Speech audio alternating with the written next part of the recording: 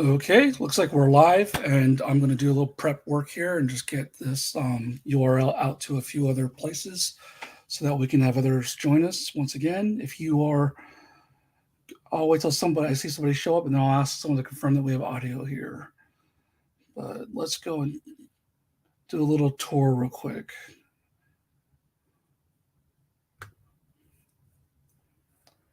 Okay. My channel, yes, my channel.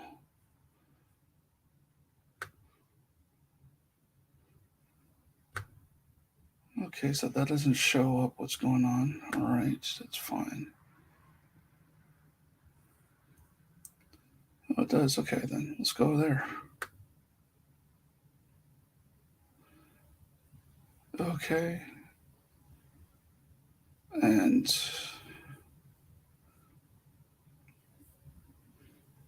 share this one out.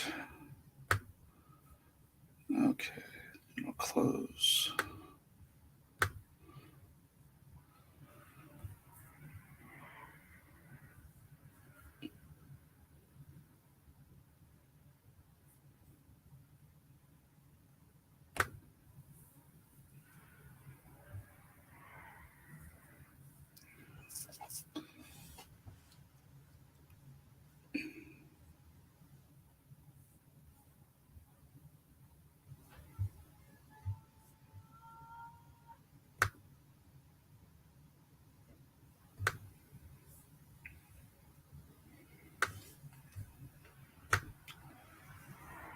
All right, for just joining me, thank you for showing up. And I'm just going to get the message out.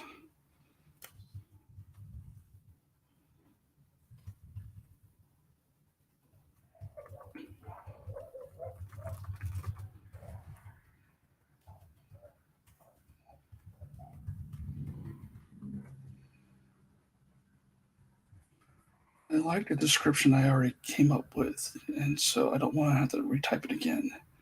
Let me see if I can find that.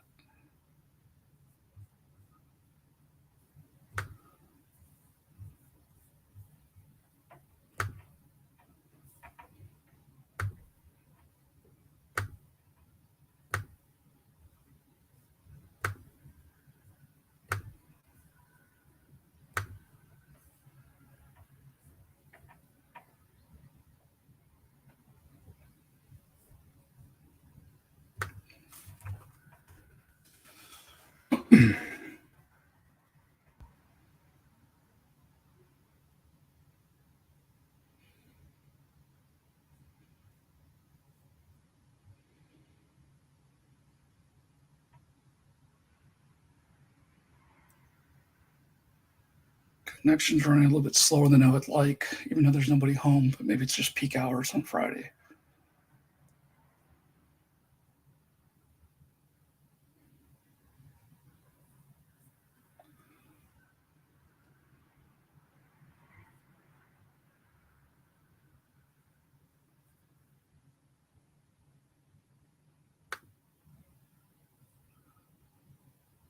Okay. For those of you watching, if you can confirm if you can hear me, I'd really appreciate it. Kind of bummed I don't see the description I totally typed up for this thing. So now I have to try and come up with it on the fly unless I can find it on the Facebook feed. That would save me some time. I should probably start typing these ahead of time.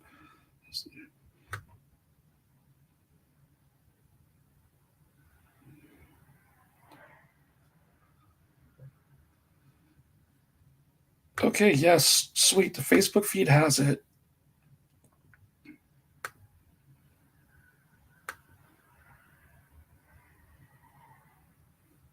So I can just copy that.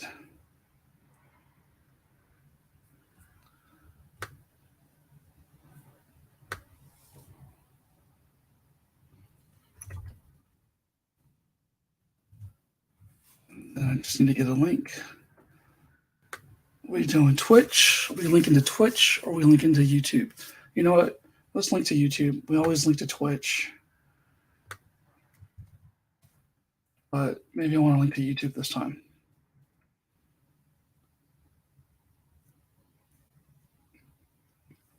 Why does it matter? Because basically needs some type of following to happen eventually as both of these things build up. So that's why it might matter. I can't talk.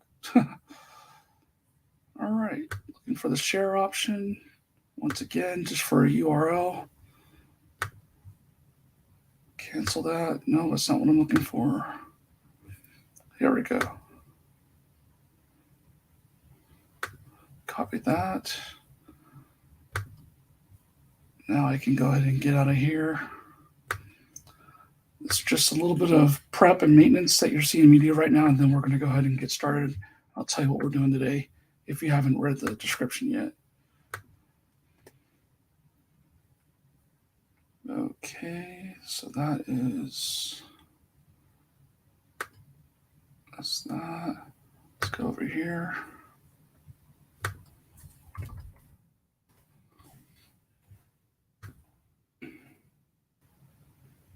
They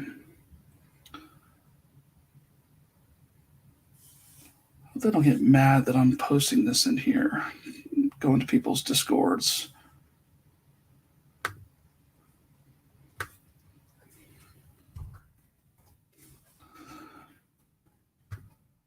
just want to share the love.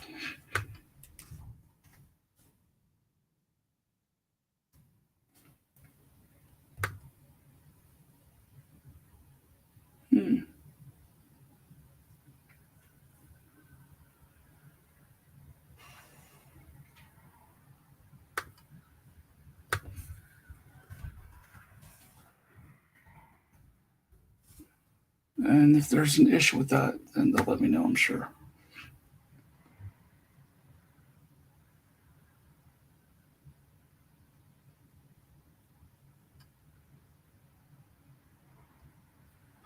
And if you haven't checked out the CX3 Discord, you really should check it out because it was just announced that myself and Ben have joined the executive board. So we'll be doing things that are Columbus, Ohio comics and cartoon and community focused and minded as far as getting more the word out more about different various cartoons that are around the area, as well as comic things and things that are happening. So if you're into a community of cartoonists and want to see more frequency with the various cartoons that are very plentiful here in Columbus, then by all means, stay tuned to CX3 and see what we're about to do, because I'm excited and I'm looking forward to it.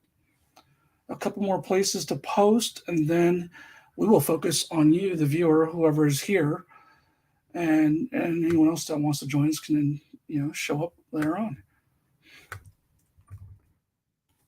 All right, I think that's pretty much most of my places that I need to go ahead and let people know that I'm streaming. So once again, let me know if you have audio, if you can actually hear me, because I don't have a confirmation whether or not I can hear myself. So that's still new.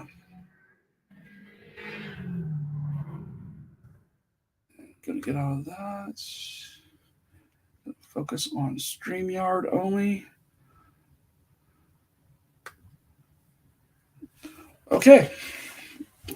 There's a bit of a delay, so I hope that doesn't mess up things too much. So today is our first inaugural session of Fundamental Fridays, in which that I focus on a few fundamentals, whether it be coloring a piece of fan art or commission, working on a commission, or working on things like basic anatomy, just all things that require going back to basics and working with fundamentals, as well as using art theory and technique and process to create a piece of artwork or to shore up some holes or deficiencies that I've been feeling lately, or just that, some things that maybe I've forgotten or I never really quite acquired in my, journey to learning and getting better at my craft. So the idea of why I would live stream that is not to mention just to put that on camera and expose myself, but also to expose you to some of these fundamentals. And maybe you can also either feel free to weigh in the chat, or upon watching this on a recording. You can weigh in on what worked best for you when you're working in these disciplines or with these particular mediums. So it will be a range of all different mediums, of all types of artwork, of all types of fundamentals, and just learning. And that's what we do here. We learn, we create, we make art, and then we make mistakes, and then we learn from those mistakes, hopefully. So that's the whole point.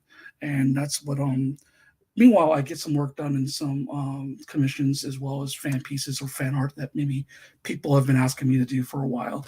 Again, most of the rest of the days that I live stream will be focused more on my own IP, my own properties, my own comics, or things I'm working on for anthologies, or just for my web comic launch that I want to do, as well as the ADHD type of material.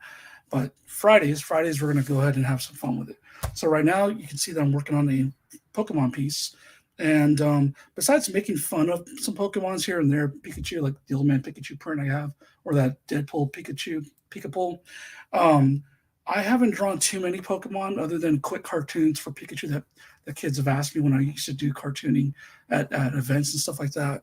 So this one was more of an undertaking. And I was not the most confident with markers and alcohol markers when it came to blending and all that. So as you can see here, I have a little blending sheet here that thankfully my friend Mason Easley, creator of Legend of Azure, showed me a few more blending techniques. And I don't know why I was sweating it so much. It seems like it's pretty straightforward. And maybe I just didn't have the patience, which go figure, I don't have patience, right? In letting it dry and then seeing what the marker's doing, and then going back in and following with the first tone or the first hue to go on top of the marker to kind of bring it all home and consolidate the blend that's happening. So if what I'm speaking to you right now is a bunch of gibberish, don't worry. We're going to do a lot of that here. And then I'm going to actually practice it, live, and then hopefully it'll make more sense. And then if you're still confused, by all means, ask questions inside the comment section, and we'll just keep refining and we'll work on it and we'll figure it out. The markers that I'm using today, they are alcohol-based markers. And they are Ohuhu, is how you say it, I believe, and that is this brand right here. So some people, I got a chance to use these at Gem City Comic Con. Mason let me borrow his set, and he had a set that was nice and had almost every color I think you had in there. So one thing about having every color accessible to me was that I wasn't working with a limited palette, and I wasn't stressing and worried about not having the right colors to make the blend. So that worry was out of my head. And so then I was just like, okay, I'm free to play around here and figure out what really works and get really closer to the color and the blends that I wanted to get for these characters. So I got a couple of sets that I'm going to open here. And as far as alcohol markers, if you're wondering, man, that must cost a fortune. Believe it or not, this brand is a lot cheaper. It's a cheaper alternative to the Copic and Prismacolor, variations that most people use when it comes to alcohol markers. So a lot of artists have been using these and going to these because they get the job done and, at a fraction of the cost. Now, I'm not sponsored or have any deal with this company or anything like that. In fact, I've tagged them a few times in the work that I've done, but it doesn't seem like they know us, so whatever, get at your boy if you want to, talk, and then I'll maybe do some more pieces with these markers and show what they can really do, or link you to other artists that can. But for now, we'll just go and work with what I have, and I'm going to go ahead and open these up, and then we're going to go ahead and see what's inside. So this comes with a set of 48, and I believe this was only I want to say this set was only $39. They have it on Amazon. They have their own site. You can probably find them in other places that sell art supplies. And so today what we're going to do is a lot of swatching. It comes with a set of swatch cards. So that way I actually know what I'm doing. Because I don't know about you, but I can't rely on titles with special titles like Summer Lemon, Cadmium Red, and then you go and put a marker down and it's not the color that the description says, nor is it the color of the actual marker that cap. So it's a good idea to swatch and make sure you know what you're getting. Okay, and then we have right here another piece of card that I believe is Bristol that I cut up, and I'll blend here to get close to what I'm trying to accomplish on my 9x12 piece of Bristol right here. So that's one set. I'm going to put off to the side, and I'm going to open up the other set, and same thing. We're going to go ahead and locate the marker card, the swatch card, so we can blend out some colors. So this is it. Once again, Ohuhu art markers. These are the Honolulu series brush and fine tips. So they're dual tip. One side is brush, the other side is a fine point, almost like a bullet, as opposed to the other type that they have, which is chisel and then either fine or chisel then brush. So I went for the fine tip as well as the brush tip. So this is the Honolulu series. I'm not sure if this is, I want to say the Honolulu series has 4 different types, which include chisel and brush and fine and brush. So it looks like they come in 24 colors, 36 colors, 48 colors, 72 colors, 120 colors, 168 colors, and 216 colors. That's a lot of colors to be working with. So colors, blenders included. Here's some information, facts. You know, what's cool is about these tips are reversible. So if you wear out one tip, you can reverse it and flip it and put another tip in. And here's more information you can check out if you purchase this. So I haven't even read through this book. Oh, these are in other languages. So yeah, it's multilingual. That's cool. All right, let's move on. Well, then we have another pack of also Honolulu, which is a different set of Ohuhu markers. So this says Color Swatch 1, Color Swatch 2. I'm interested to see if this pack has another set of swatch cards that differ from the first set I just opened up. And these are 2 different sets. These should be definitely 2 different colors. Otherwise, my wife will kill me. Okay, so we still have this another Swatch 1, another Swatch 2. And just really looking, trying to make sure. And yeah, we have 2 different sets, so that's good. Okay, I got scared for a second there. Okay, so let's go ahead and put these material to the side. We've got 2 swatch cards. I also have some other Ohuhu markers here from pastel sets and other lineups that they had. But now what I was missing was some good medium range colors, as well as some markers that were able to show.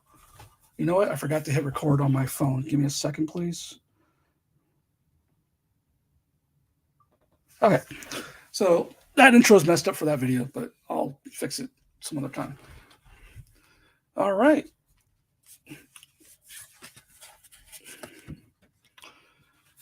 So we'll use this later on when we're blending. But for now, we're going to go ahead and swatch out. So as you can see, I've already gotten started on the primary Pokemon that are in this. The other thing that I'll be focusing on is actually the foreground, backgrounds, the stuff underneath, all the different botanical type of things, flowers, trees, mushrooms. Really looking forward to drawing those mushrooms and coloring those mushrooms in. I initially penciled this in a Prismacolor Color erasable pencil, and I did a blue version and a green version, and then later on, I went and outlined these with the watercolor pencil. I might re-outline this with a different watercolor pencil. I don't know yet.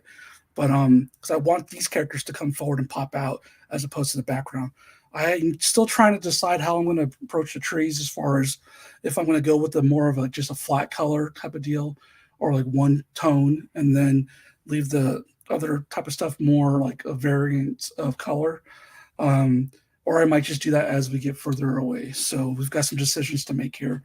And yeah, so I'm going to take a sip of the coffee, and then we're going to get going on here. Again, if you're out there in the comment section and you can confirm that you can hear me, I'd appreciate that. Or if the audio is decent or not, because I don't know. Based off of what I have in my ear right now, it's either I don't know if I'm actually being recorded, if there's actually audio happening, or I get constant echo in my earphones. So I think I fixed the echo problem. It's just now I need a confirmation whether or not this is actually recording as far as the audio goes. So, but anyways, so all 2 of you, welcome. Thank you so much for stopping by. I'm going to get started here.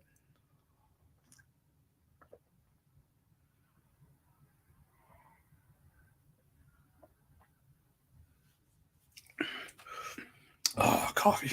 Gotta love it. Okay.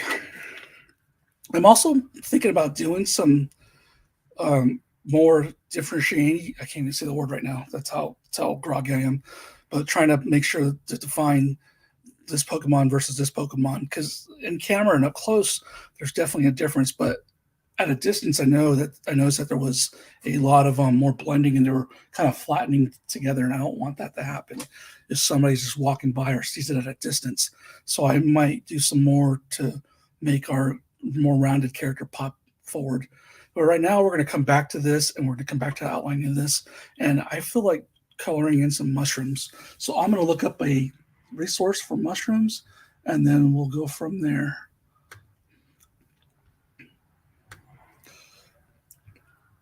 Probably wondering, why is he streaming on a Friday night when nobody's paying attention? Everyone's out having social life. I don't know. I don't have a social life. This is my social life now. Okay, I know I have another tab that has like resources. There it is, and it's already set for half screen.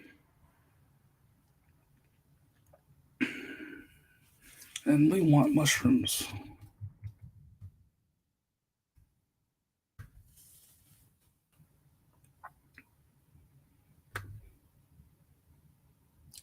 Right now, I'm thinking about going with warm hues for the mushrooms, like oranges and reds. So that's kind of where I'm leaning towards right now.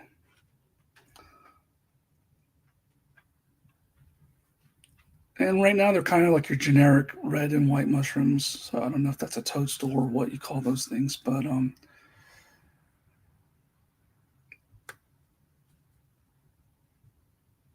oh, okay, this is cool actually.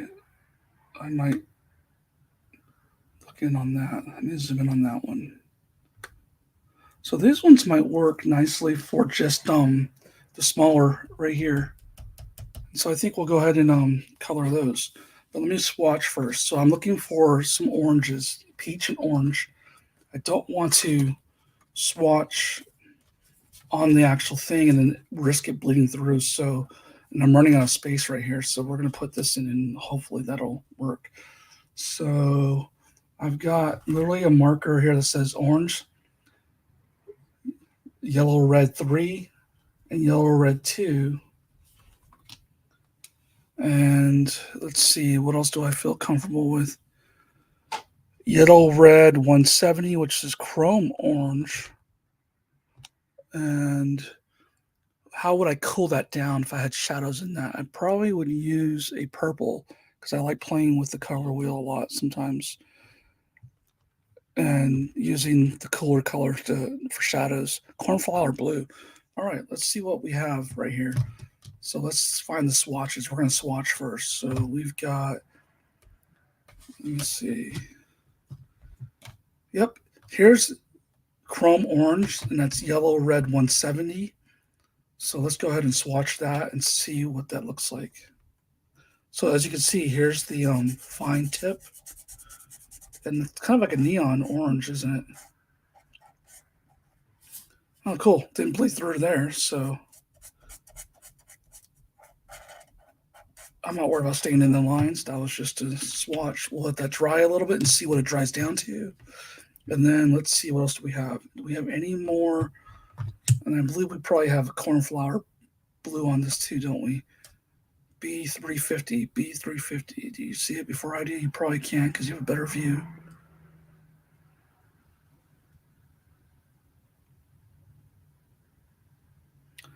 I don't see it on here. Okay, so maybe it's on this one then.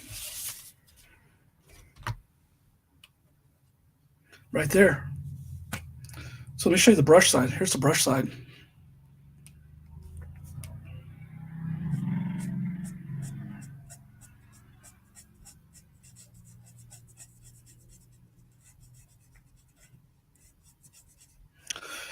You know what? I forgot to post to Twitter that I was streaming, and I forgot to post a link to Twitter. So let me do that real quick.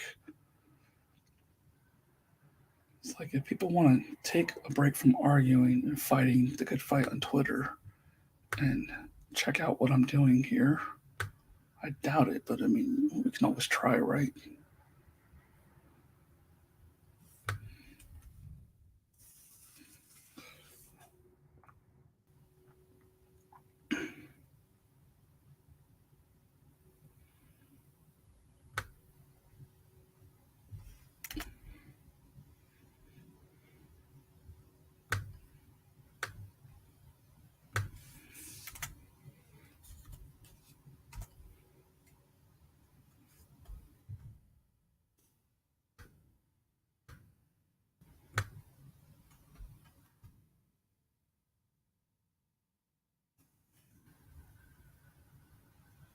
Yeah, my stuff is running slow today.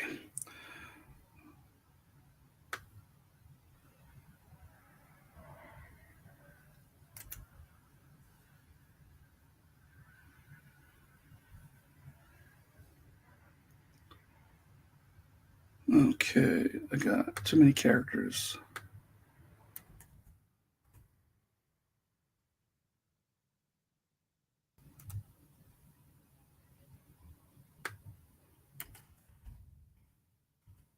Okay, almost done. We'll get back to it here and tweet.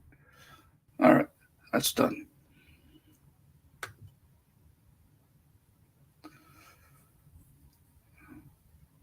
Okay, let me post. Can y'all hear me? And that's me asking if everyone can hear the audio, and we're getting back to it. Okay.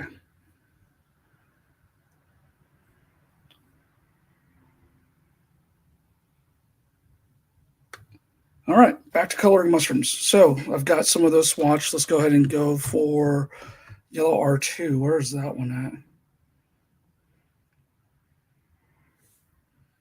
Yellow R2.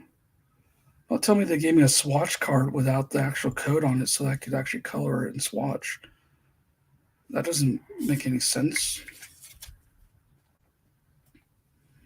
What's the name of this color? This is called Marigold. Marigold. I like the name of that.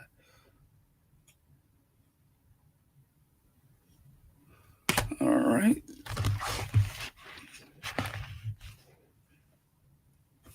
Maybe I was too quick to get rid of those other cards. I thought they were the same kind.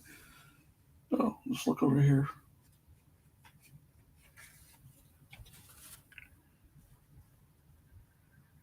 Aha, I was too quick. I'm glad I thought about that. So these are two different swatch. These are all four different swatch cards. So, all right, we're good. We're good. We're good. So yellow R2 Marigold right here.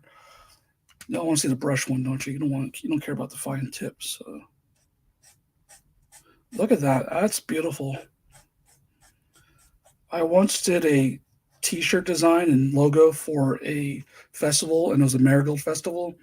And I had to draw and color so many marigolds. It was like crazy, and I kept having to use like I only had a couple of Copic markers and a couple Prismacolors, and I was just trying to make it work with that blend after blend after blend. I didn't even know how to blend or use these markers, but somehow I pulled it off. But then I go and get this one marker, boom, right there. There's the marigold color I was looking for.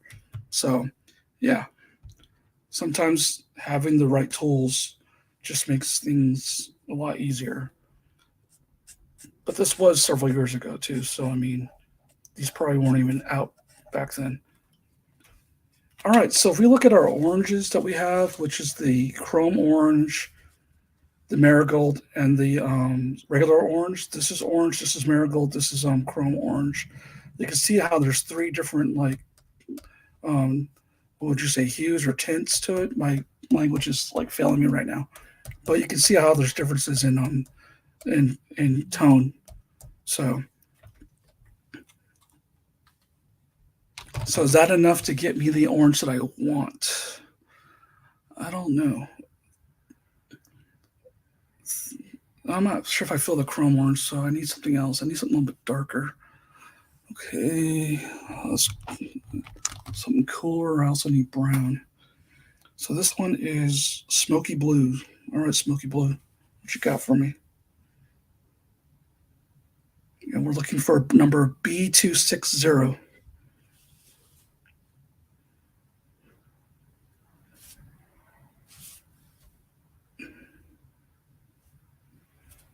Beauty of learning how to edit video later on is I can edit this down to make it look like I already knew what color, like where the color was, instead of me trying to hunt for it and you all just going, "It's right there. Why can't you see it?" Because it's right in front of me, and my vision isn't so good right in front of me. All right, smoky blue.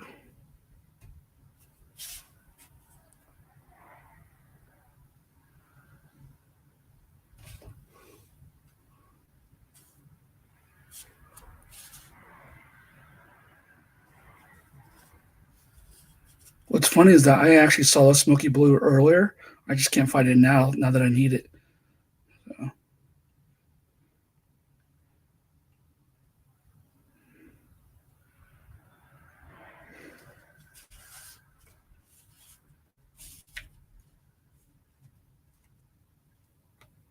Right there with the middle finger is that. It figures. My vision was just basically saying, you know what? Here's a salute.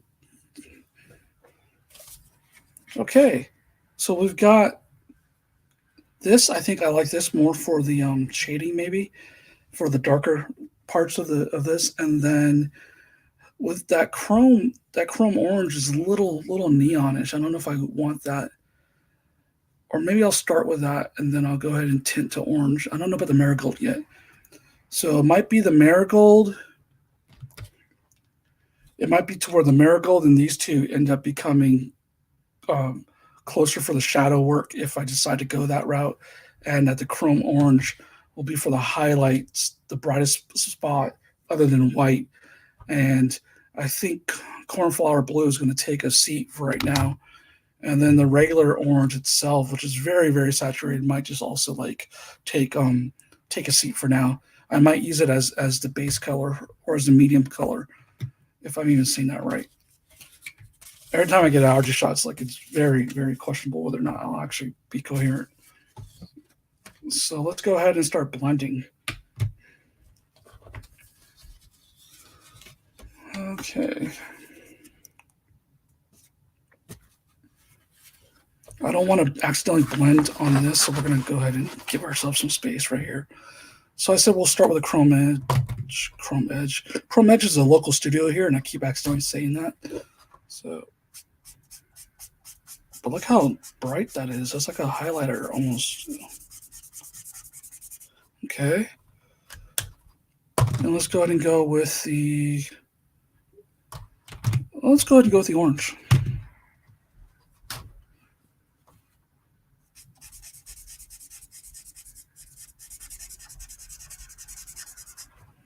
All right. And then let's go ahead and go with the marigold.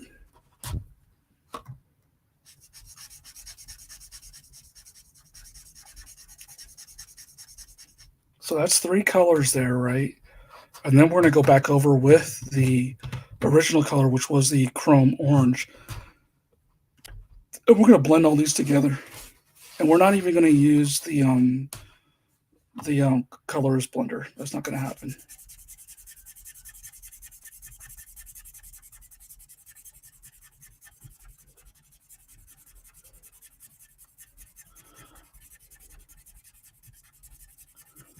All right, let me see how I feel about that and let that dry a little bit. I kind of want something that's close to here, and we'll see if that happens once it starts drying.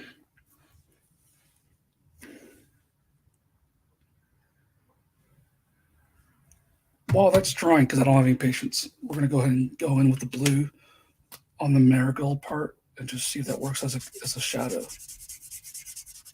which will give us kind of like a green shadow. That might work with more of a brown, this blue right here, so I might save that for later on, but I think we're just going to play with the orange for now, the spectrum of oranges that we have here, because, yeah, it's going for a peach color. Oh, what's this cadmium orange? Do I want to mess with this cadmium orange? Let me just try this real quick.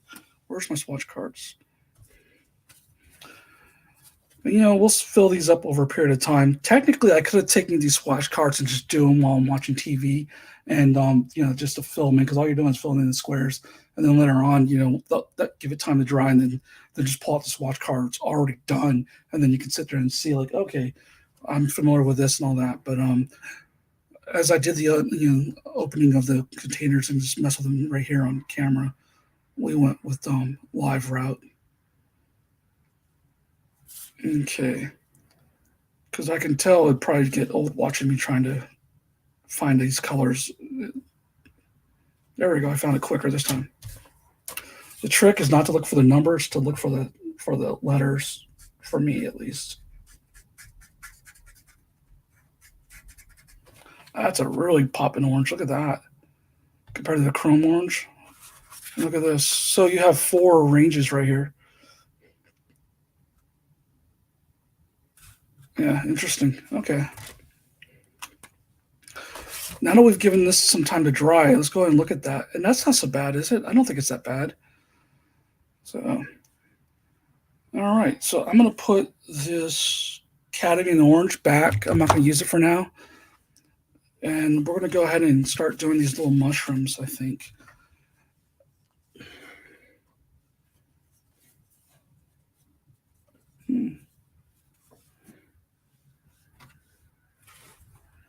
Let's put our piece back in frame.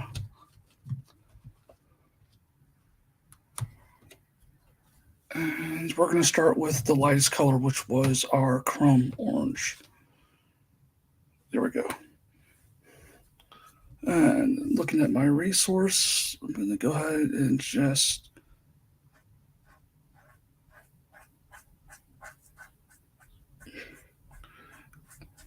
and I won't be adhering to the pencils fully. I'll be doing a little bit of making it up as I go along.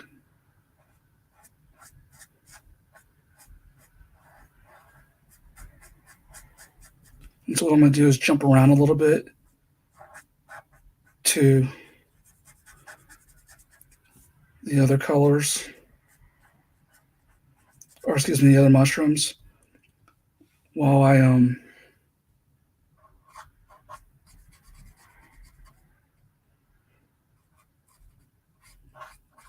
let the other ones dry. I'll do more reddish type of ones as we go further back. Like right here, I want to do orange next to the red.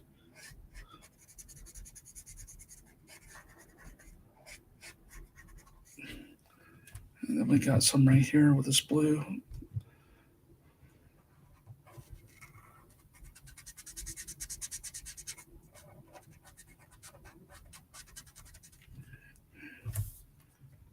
And I'll put some right here. Okay, we got some right there. We got a few just spot ones right here. I'm gonna do one right here too. And what I didn't do, if you notice, I haven't gotten any brown yet out for the stocks, but I'll get that eventually. So, but okay, we've got some right here, right here, right here, and I think I'm okay with that. I'm gonna let that ride for right now. Now we're gonna go ahead and go all the way over it with orange, and I gotta pick my light source, right? So the light is going at different directions for the Pokemon because we were using sources for that, but we're gonna just assume that the light's going from the left. So we will basically shade this way.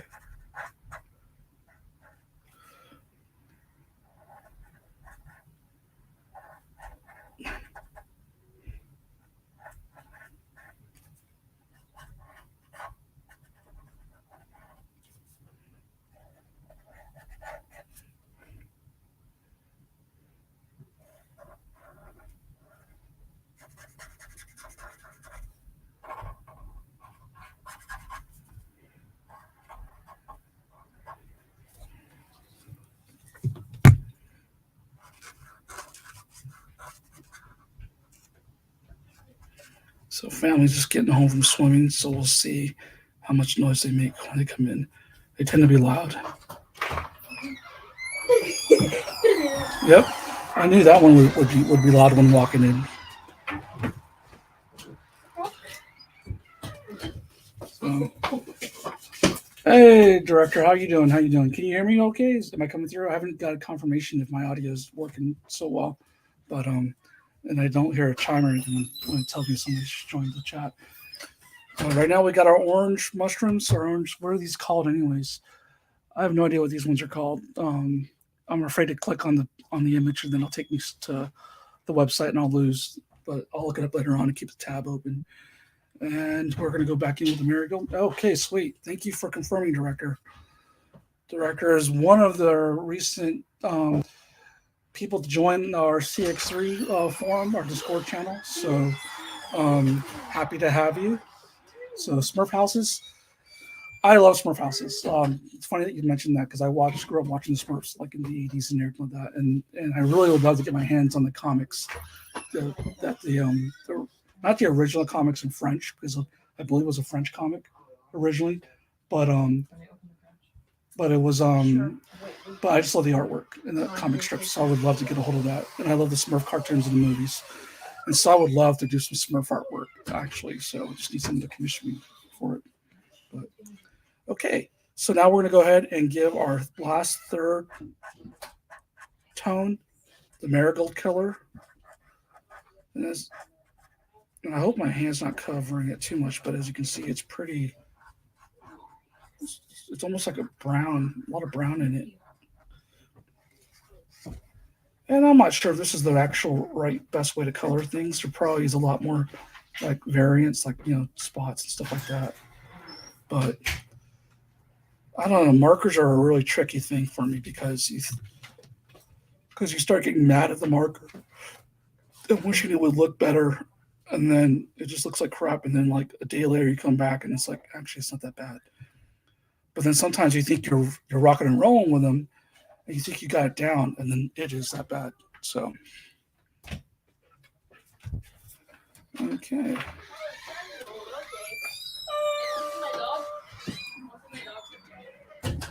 Love my son, but he has only one volume, and it's like way up there. We're going to go back in with the Chrome Orange, which was the first color that we laid down, and try to blend this in to kind of unify everything. And then I might move on to the stalks or the stems and see and let these other colors dry until I'm ready to assess whether or not they need more rendering or defining.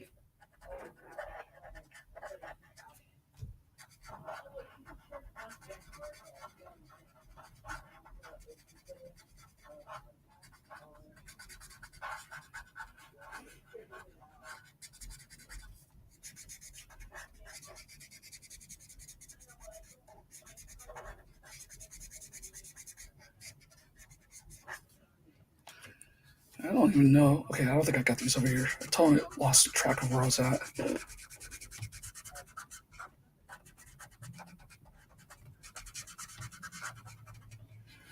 All right, so that's the caps, the mushrooms. Now we're going to go ahead and play around with we're going to find some browns for these stalks. They're very, very dark, so you know that's probably not a good brown. Let's go with a darker brown. Let me find a darker brown. Do a BR1. And I think there's some purple in these browns. So we're going to use that blue that I put, that smoky blue. Then we're going to try it with the BR1, the smoky blue, and we're going to try it with the more grayish brown, which is dark brown, conveniently. But we're going to swatch first because we don't know how these are going to look. We're going to fill up our swatch card here. So we have E3 dark brown. Boom. Getting better at finding these. Yes, I am. Now, normally I'm a lot more talkative and a lot more attentive to the camera and what's going on Mondays and workshop Wednesdays because we're talking about navigating ADHD and other things. But today's more obviously like more of a tutorial or just working on this. So, and what the ideal thing is going to happen with my other camera that's recording is I'll do voiceovers and edit and really explain what I'm doing. PB1, BR1. Where is BR1? I need raw umber. I love that name, raw umber. I always have. So I had a house full of kids spending the night and stuff like that. So there we go. Getting better at this, like I told you. Okay, I'm liking raw umber. I'm liking BR1. Those are actually really close together, aren't they? I don't know if there's much of a difference. So I think we're going to have to eliminate one of those because this really doesn't make any sense. And then we have our smoky blue. So let's go ahead and get rid of BR1 because I know, which is the raw umber, because I know I use that a lot on Eevee here.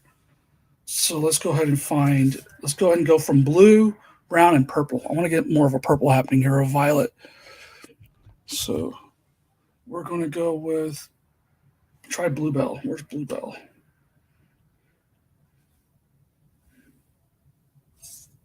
And that would be a V. These aren't alphabetical order or anything like that, so I don't know if they go into like a, oh, they probably go in order of a color, which is cool. Okay, then I have not gotten a swatch on here yet.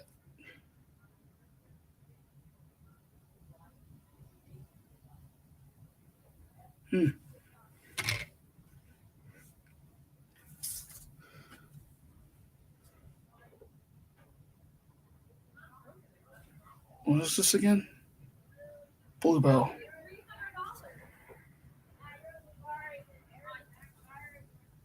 I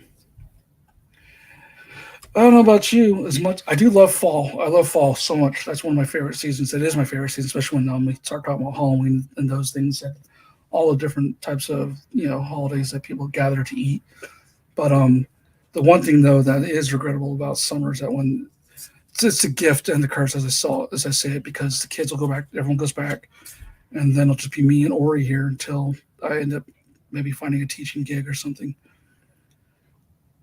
So, okay, this one's stumping me. I can't find the dang color.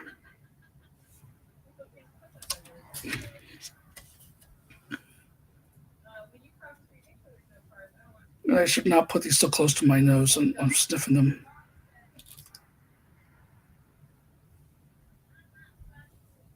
Wow, Bluebell. I do not see Bluebell at all in here. Did I grab this from somewhere else?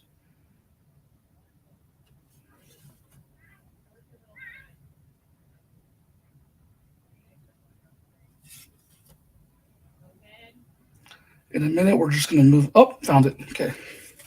I found it.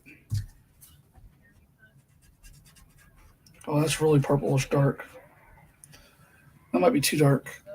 I don't know. Let's see. Let's swatch them together and see what happens.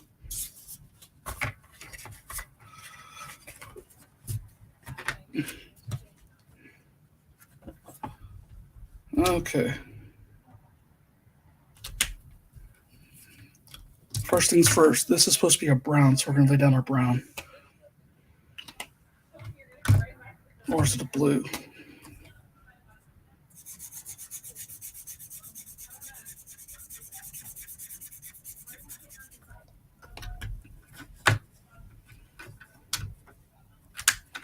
And if I recall, this was somewhat of a dark brown, right?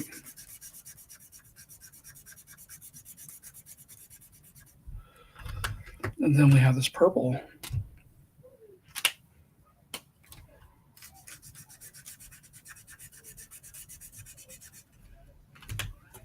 And now we'll go back over with the blue.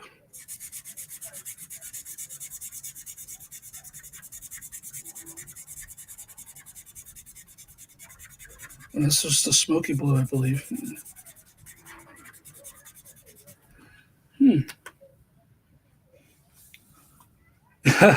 Yeah, definitely. One definitely has a better name. So, I kind of like that. It may not work right away, but I think it's a complementary of blue. It's a complementary of orange. So I think if we're jumping across the color world, which I'd love to do, so I think I'm just going to go ahead and have at it, and then I can always tint it darker if I need to get rid of if the blue and purple are causing me issues. So right now we're going to go ahead and color all these stocks with the smoky blue, and then we will move on to the um, dark brown, and then we'll move on to the blue bell, aka purplish color, and we'll see what happens with these stocks. So I'm looking at my references, and these are so small that any light that's on here is really going to be hard to see, because at the end of the day, these aren't really the focus as much as the other characters. So, and I like blue next to the brown though, by the way. So.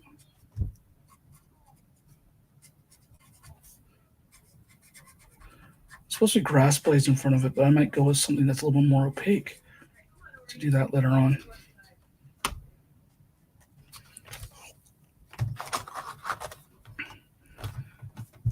Eventually, I need to clean up the studio downstairs because I am really cramped right here. I have like just a small little space to work here.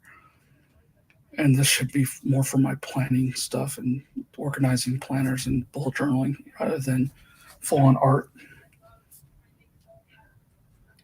Okay, we have our blue down.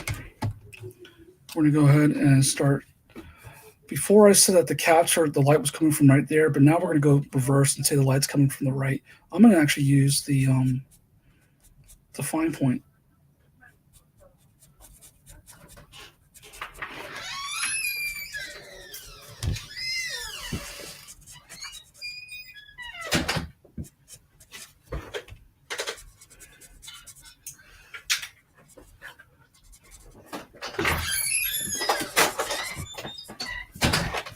And if you're wondering why is he not finishing or going up here, because blades of grass and different like foliage and stuff like that will eventually cover that.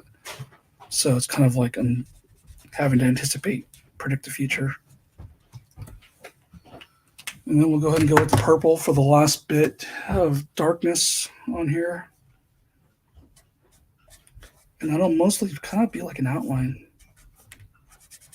I'm half tempted to outline the orange caps with it too, but that might be going a little too far. But then again, there you know what, there is a bit of a rim though, so I think I might. Yeah, I think I will actually.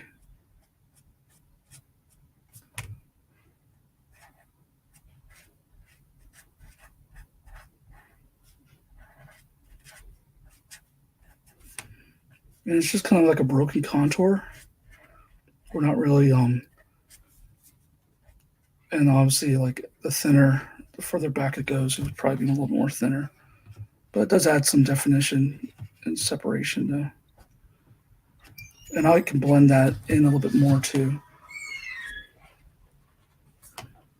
I'm a little shaky. I know probably shouldn't drink coffee when I'm about to stream, but it's either that or don't stream and stay asleep. So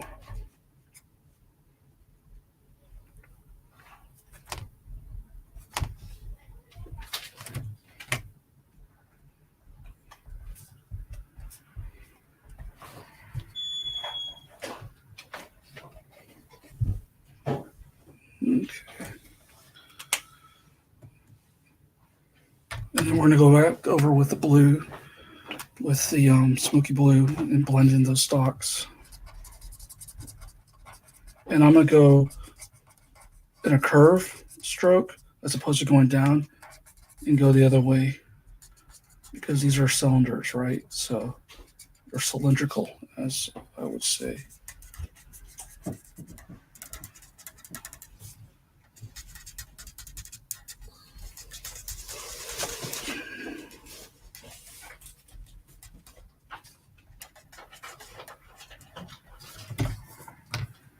I bet you I could even take this blue and tint more on the caps themselves.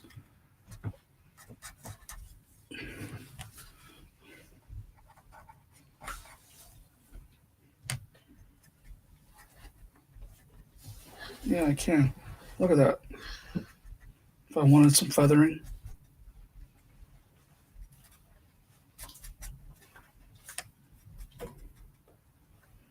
Or some like scuff.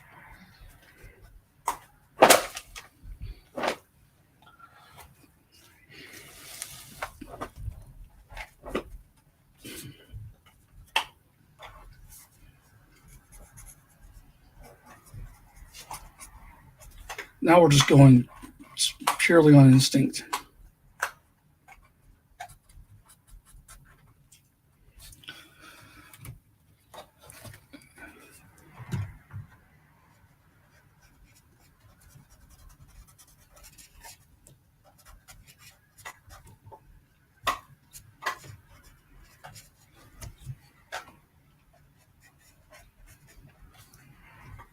And remember, that was the blue.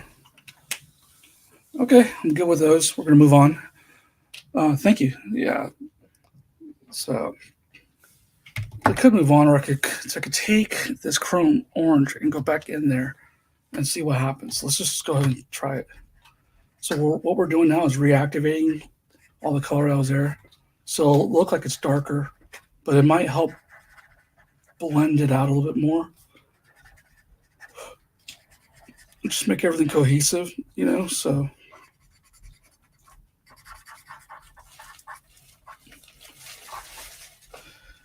And I haven't decided if I want like a complete sunny type of sunset deal happening, if I want more of a nighttime or dusk when it comes to the background, which is also why I haven't decided how the trees are going to be, because one's going to form the other. So I haven't really come across that yet, what I'm going to do with that. I know I would like to do some more grass Pokemon because the grass ones are kind of fun and I could play around with learning light and values with that. So, all right, we still in frame? Good. Okay. So we're done with these mushrooms. We're going to move on to the red and your traditional mushrooms that are more, I'm dropping markers everywhere. So thankfully I have monkey feet and I can just pick them right back up. So take another sip of coffee. Thank you about the feathering, director.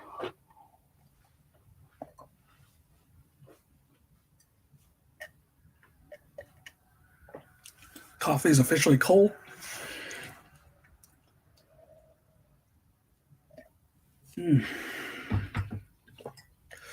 Tell you, those allergy shots really take a lot out of me. Make you feel like kind of sick all day long. Okay, so we're going to go with the red mushrooms now. The ones that you're used to, which is be like the...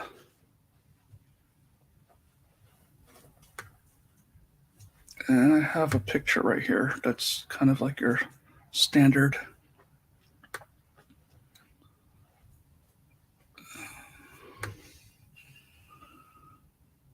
Okay.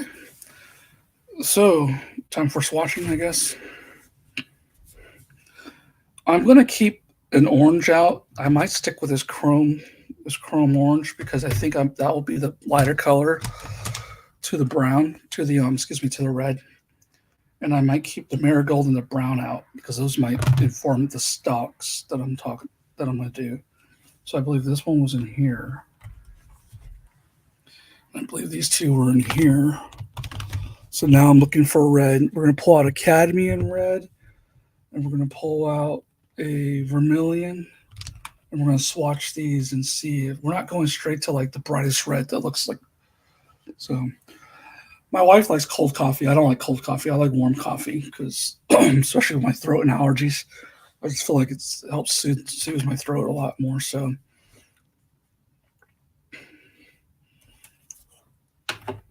like anytime I get one of those frappuccinos or Starbucks thingies and the cold ones, it's just not the same to me.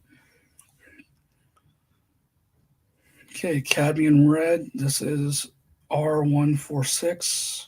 Excuse me, R160. And vermilion. I know I have vermilion in my hand, so why don't we just go ahead and swatch that because it's right here. Vermilion is a very bright color in this regard for these markers, so that's probably going to be my brightest red. Okay, that's good to know. Cadmium is a R color, so right here. Okay.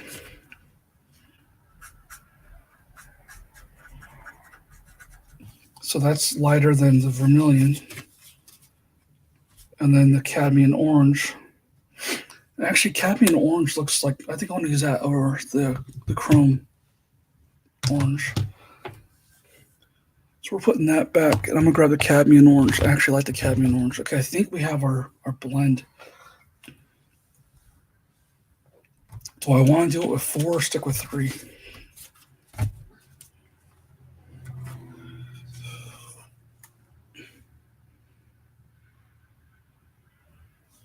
Okay.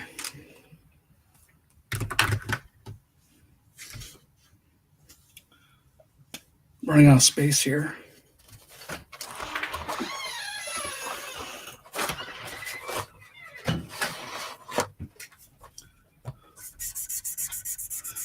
this is Cadmium Orange.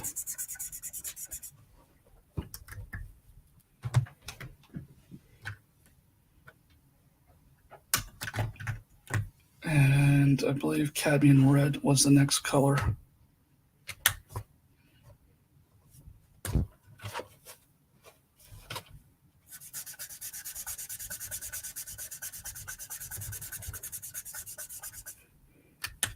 And then I think Vermilion was our last one, if we're just sticking to 3.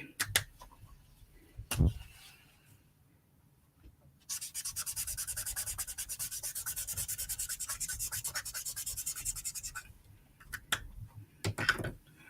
then we'll go back over, well, let's say we have a dark shadow, right? So then that's where we bring in the Marigold, I believe. Where's that Marigold color? There we go. I got this wire sticking out. It's annoying. Oops. Almost messed that up. Oh, I kind of like that. Look at that. Yeah, that's actually a nice range. I might stick with a 4. Cadmium Orange was the first one. We're going to go back over everything with the Cadmium Orange and see how that goes. So we're going to start from here all the way to here and see what kind of unification we get out of that. Again, you got to keep in mind that when they're wet, they look differently than when they dry down and fade a little bit. So, all right, we can put our piece back in frame. And then what I can do is start working on these big mushrooms. I've got 1, 2, I think I'm going to 3 right here. I think I'm going to put a big one right there. Actually, I'm going to erase this and put a big mushroom right there. So that's 4 mushrooms, 4 of the reddish, toadstools. But meanwhile, I'm just going to let this dry real quick here, and I'm going to find my other pencil to erase. Well, I have this. I could try using this, the gummy eraser.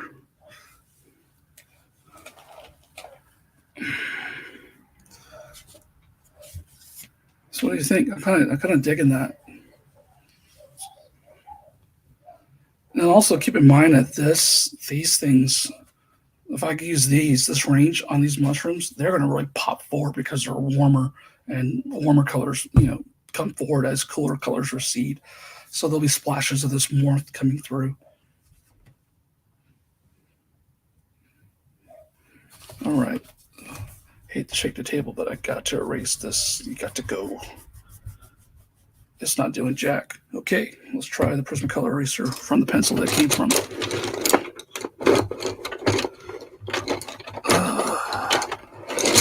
That wasn't it, if I can find it.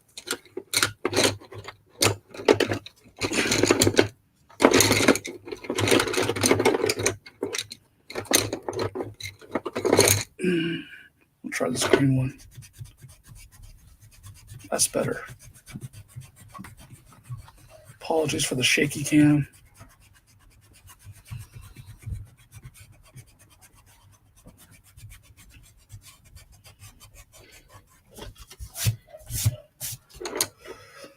All right. Good enough. All right, let me look at some of these mushrooms now.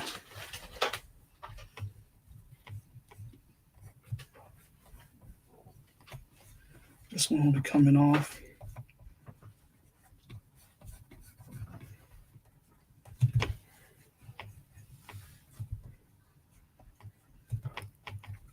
And these spots that you normally would see on the mushroom are going to get covered up because I'm going to go back over them with more like a white Posca pen or gel pen opaque, and that'll handle that. The spots or poisonous barbs on there. And I don't have to make this dark because I'm going to color it. So let me go ahead and there's a little bit of smeariness happening here. Okay. All right, so we've given this some time to dry. Let's look at it again.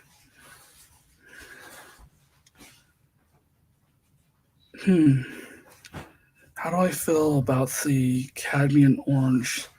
I feel like it might be a little too, you know what? I feel like it's a little too orange, too saturated. I think I might want to go with a lighter color. So let's see here. and then and is that too? I'm going to take a risk. I'm going to go with this and then go straight to this. So yeah, let's see what happens.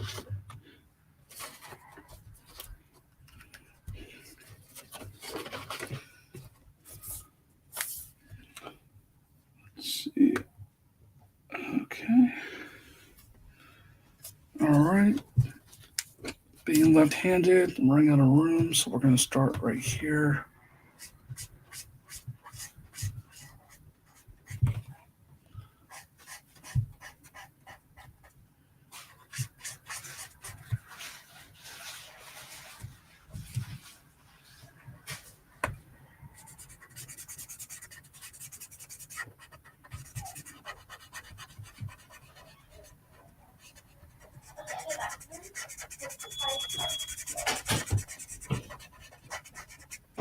We'll let that dry. Moving on to this next one.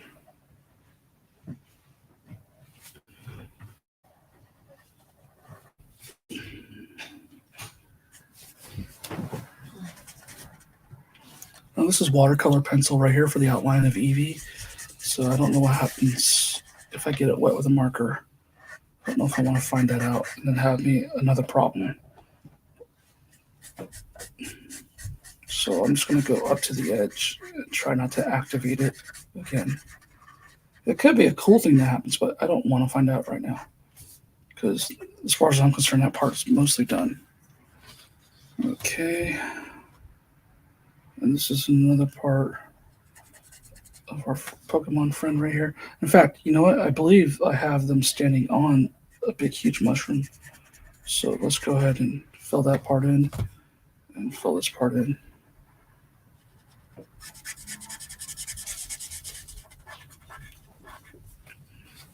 Okay. 1, 2. Oh, there we go. I knew there was another one.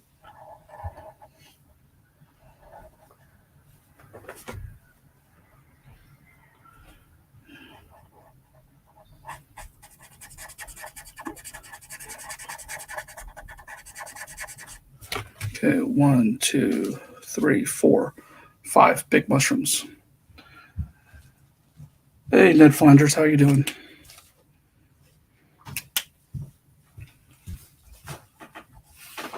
I bet you is that Phoenix? No, it's true. Feel like it's in the kitchen.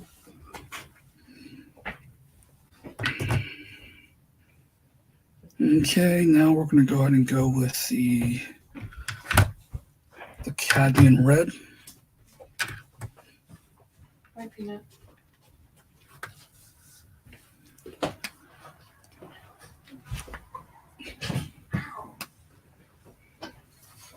Just push on it.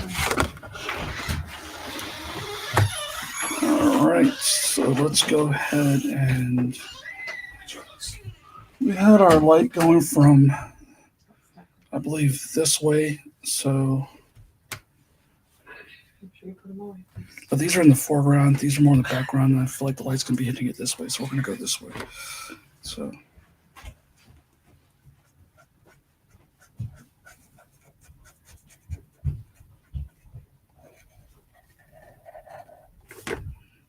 We're going to just go ahead and outline.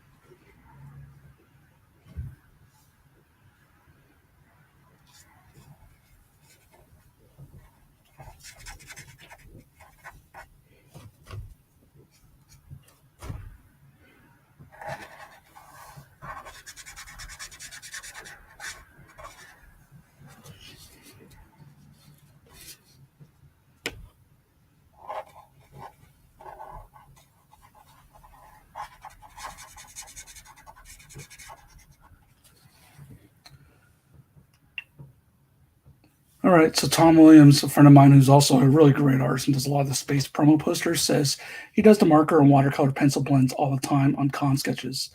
Sometimes it's just blending the watercolor pencils with a Tombow blender. All right, so the markers that you use, are those alcohol markers or the watercolor markers? I mean, the water markers, base markers, Tom. Or does it not? Does it really not matter much?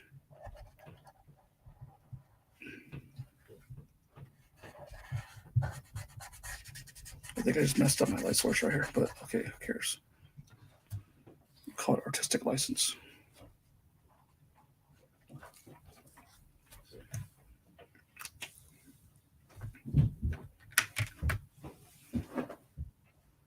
You did that? Mhm. Cheers. Let me show that. I will. All right. Oh my god, I'm so tired.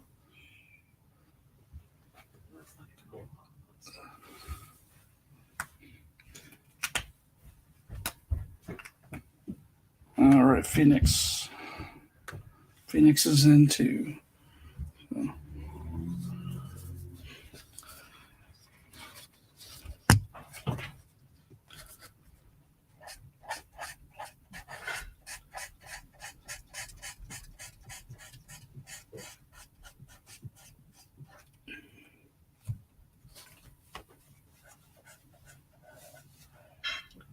Oh, look at the tangents. Look at the tangents.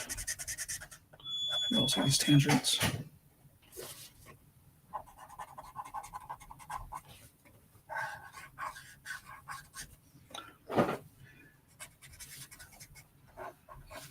I'll have to wait till it dries down, but I'm wondering if this red is just, kind of like I should have went with purple or brown. But we need to go back over it with the chrome orange. Do I want to use marigold? I think I will use the marigold.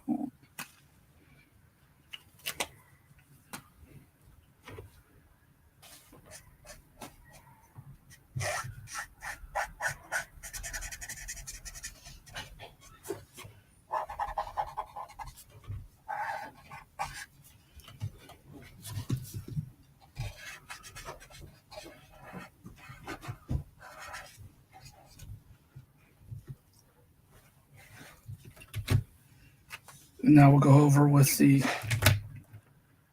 chrome orange and blend everything back together again.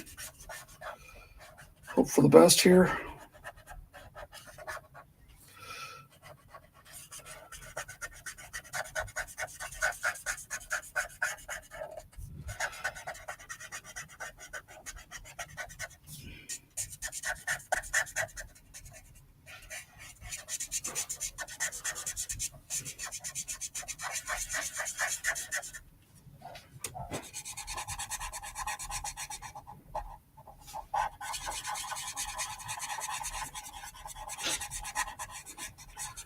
So as I color these mushrooms, I keep thinking that I might just want to do blue for the trees, and then go with maybe a pink for the any foliage or leaves.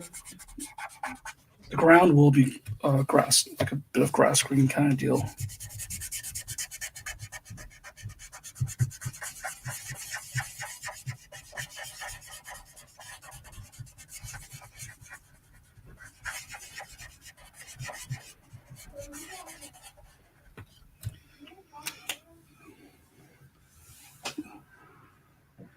Tom also says he uses the Faber-Castell watercolor markers. What it'll do is establish a gradient look once you hit a crimson pencil line with a yellow marker. Very cool. You'll have to try and play around with some more of that stuff, Tom, as we move on in the future and everything like that. I've got all those tools, so I'm looking forward to doing that, especially when I do like bullet journals and stuff like that. So, or more botanicals. I'll hit you up when I'm at that point where I'm doing some experiments and playing around with different mediums. Like I'll probably just do a session called Play with Color, or if anything, maybe I'll just have you on and we'll interview and we both can just sit there and play around with the different color tools and talk about your process and stuff like that. I'm sure people would love to see two artists kind of like approaching, processing colors. So if you're down for that. All right. So those toadstools are looking really orange and not as red as I want them to be. So I think I'm going to go ahead and get in there with this red some more. This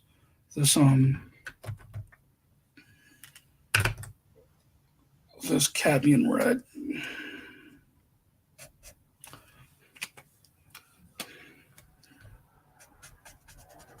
Because if you recall, these were supposed to be more the red and white spotted kind. if anything, this should be, the orange should be more of a halo or highlight.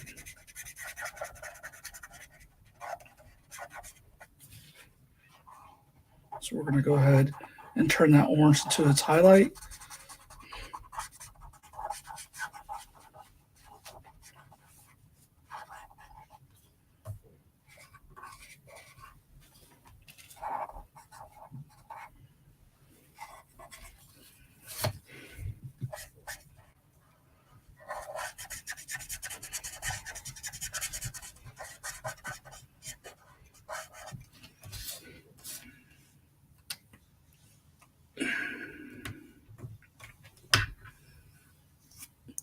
And then I might use this brown.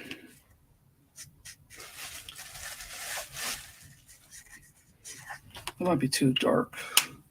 Let's go with that.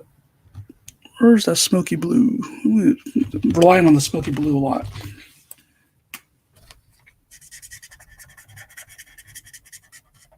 Just kind of looks like the brown, doesn't it?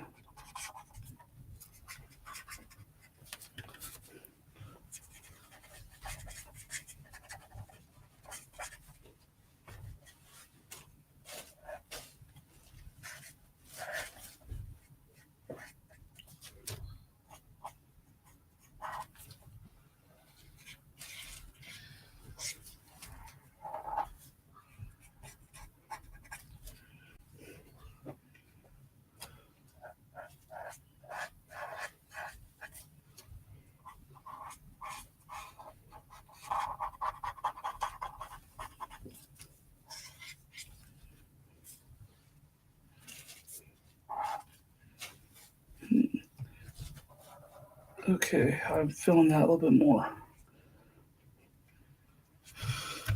I didn't expect the mushrooms to give me as much trouble as they actually did. So that's something to keep in mind next time. So who doesn't need more mushroom practice when it comes to drawing? They're really fun to draw. So I see a lot of more mushrooms in my future when it comes to drawing. So they're almost like fire mushrooms. I feel like they're like more like a Super Mario thing. All right, I want a lighter brown color for the stalks because they're a lot lighter than the other ones. So we're going to start with this yellow, red, salmon pink color. And awesome, I found the swatch right away. And we're going to see what that does.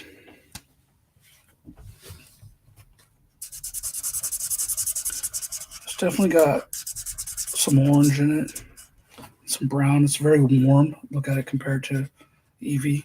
Or it's almost like the same color as part of Eevee's highlights. If I use that, is that going to blend in too much with it? I think so. So we're gonna go for more of a cooler brown and cool that down a little bit because these are very warm and I feel like we need to cool them down more. So let's try out this potato brown. And let's try out this brown red. What's that called? Rose badge? Beige? Rose beige. We're going to try these two out and see if we can get closer to. So here's potato brown. Found that swatch right away.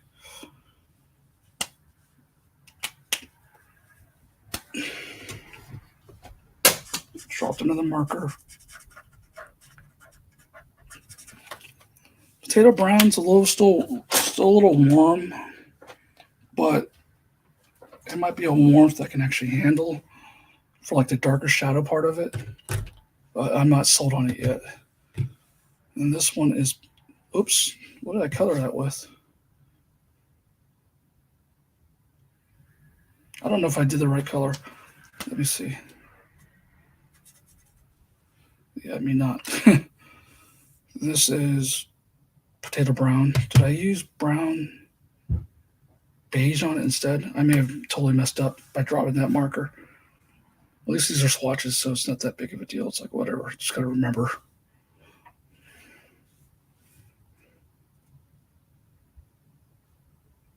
And we're looking for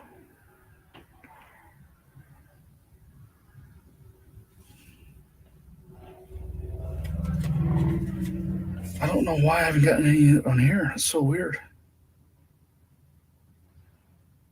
these are all the greens. That's why I think so. Yeah, okay. These are blues and greens. That's why we haven't gotten that much over there. And this one is, I can't even see that.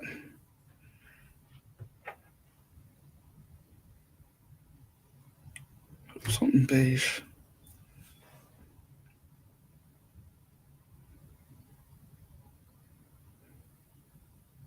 Rose beige, found it. All right, rose beige. Let's see how you look.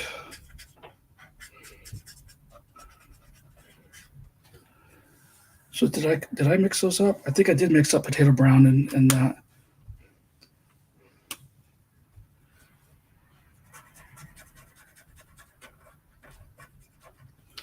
Okay, so potato brown's more. These are all still darker than I want. Let's try khaki.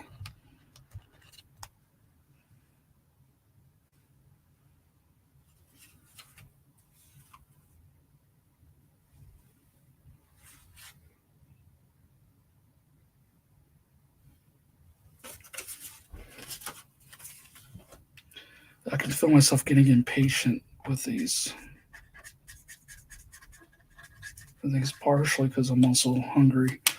So the khaki I like, that's good for a dark version for the shadow part of the stock. I feel like everything, and that's a lot cooler too. Everything else is still too warm. So let's go back with this one. This one is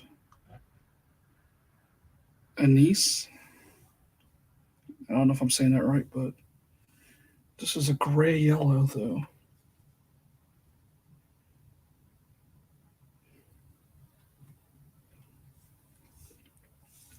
One of these days when I'm a little more braver, I need to try that 3-marker challenge where it's just like you have to go with a limited palette and color with what you have and make it work.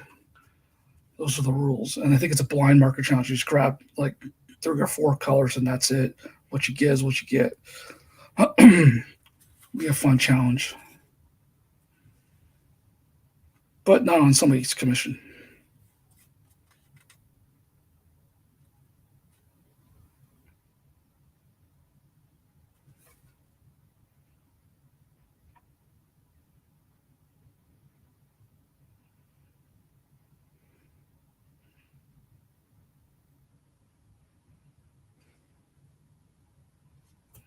I don't see their swatches on here.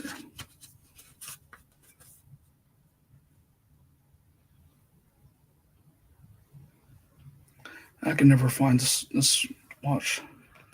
GY6.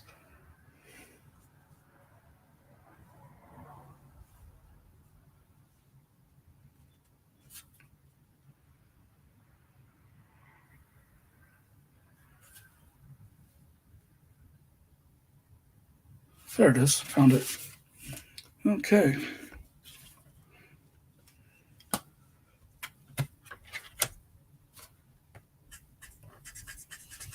Okay, that's a little warmer, but I kind of like it. But it's also closer to this stuff right here.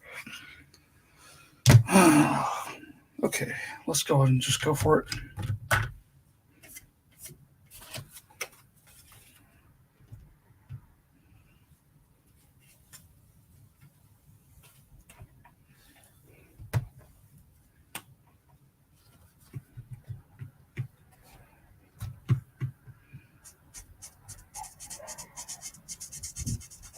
See how it's close to our Pokemon right here already?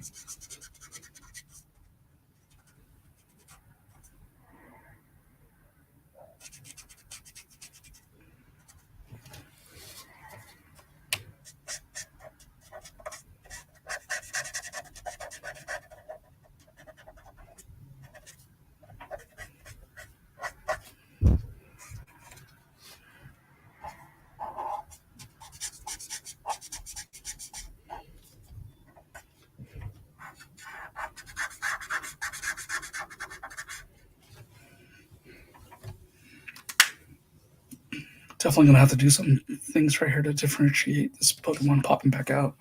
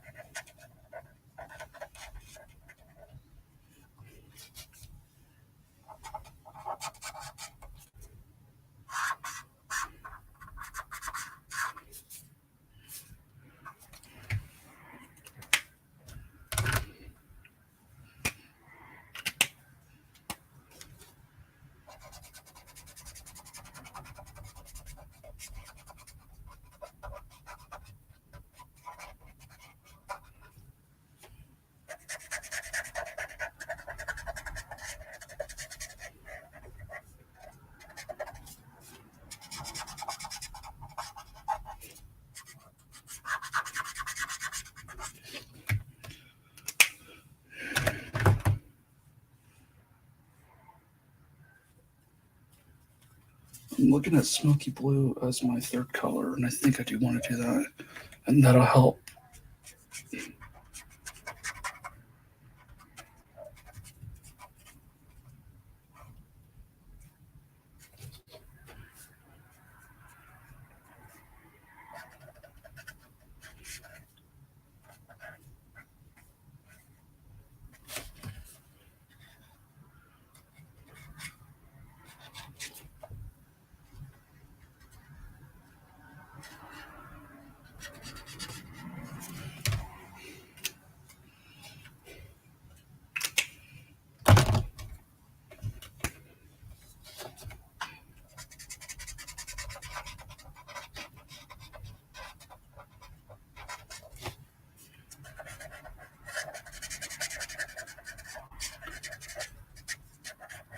So I will be going back in with some type of contour, probably watercolor pencil, to get some definition and outlining, maybe some feathering and strokes, so that way some of this stuff right here will take care of it, maybe in post, as I call it.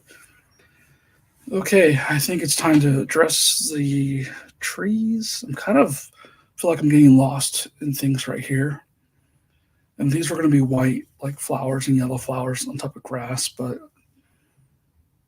I guess I could go ahead and lay down a color, like a base color of green first on here for the grass. And then move up to the trees and everything else. There's some of you probably yelling, don't do it, but yeah, we're going to do it. Now I've gotten these markers mixed up to where they go, but that's a good thing that we were swatching, so it's okay. Eventually they'll all probably come out of this and go somewhere else for a better container. But I might use these for that blind marker challenge because that sounds fun.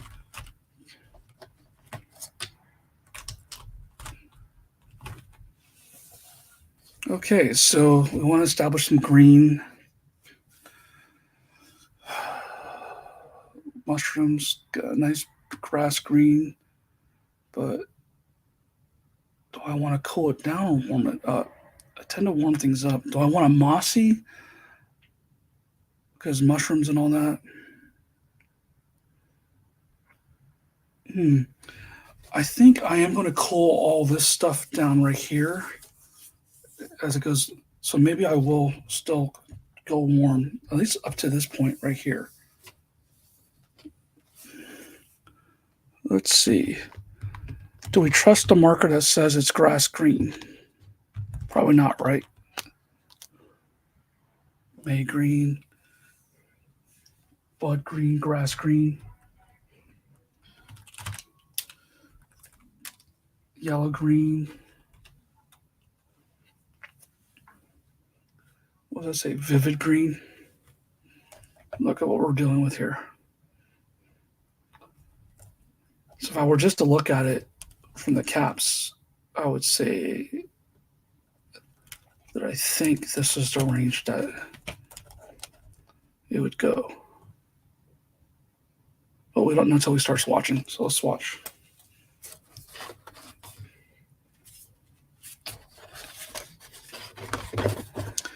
I know I don't want to get greens closer to that because I already have that. I don't want this to be. I think this is cooler, so I think I want this to be warmer and closer to maybe the vines, the ivy-looking vines that you see on my desk here. So we'll get this out of the frame real quick as we swatch, and then we'll go back in. So let's start with bud green. We're gonna start with bud green. Bud green's right here.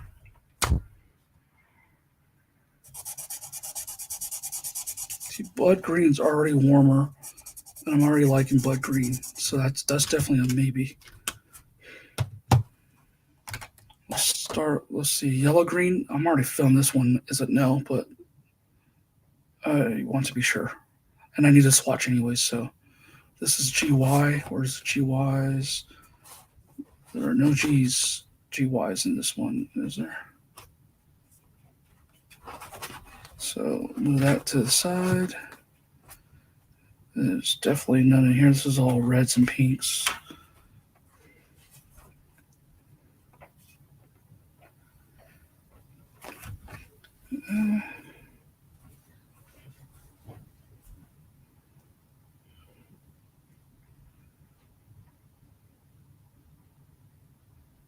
Oh, it's right here in front of me. Okay.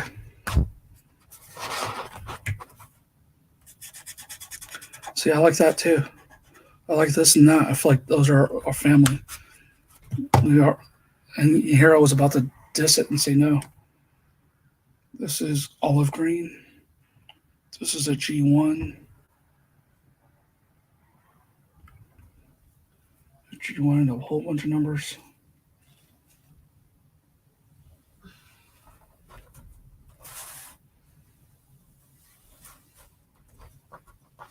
I don't have any G's in here that I can see, so we're going to move on to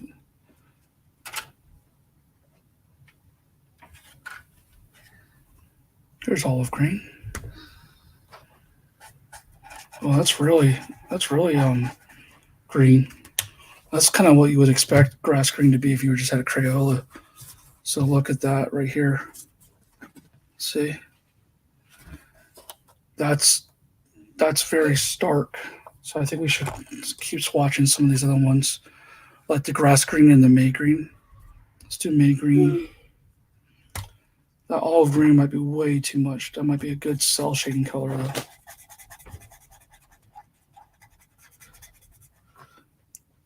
All right. Yeah, see, olive green and May green seem like they're more in a family.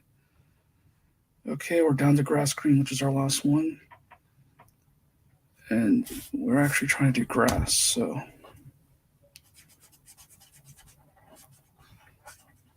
Oh, what do you know? Looks like it's grass. Okay. All right. I feel like bud green, May green, and yellow green are more closer in range. Then I feel like grass green, May green, and olive green are also in range, but on the darker spectrum or more saturated spectrum. So I like yellow green as my lightest color. So that's going. We're going to do that for sure. We'll lay that one down first. I kind of like bud green as well. So let's go ahead and put that down. I just need to decide between May green, olive green, and grass green. So I'm going to put those aside for now until I lay down these first two colors and then just see how things look, and we'll go from there. Okay, let's get this back in the frame. And we'll start with the yellow green. And keep in mind, I already have green coming from this too, from the Prismacolor. So, are we in frame? Yes, we're still in the frame. Now this is going to be weird because normally I would rotate the page, but we'll have it on camera. And I don't have a lot of room here right now. And we're just going to flick where we should have some interaction with the characters. And these are just notes because those will go over with the darker green. I think I'm going to cover up where I would have had flowers because I can go back over there with an opaque paint pen, acrylic pen, or with the watercolor, more opaque color pencil to put those flowers in.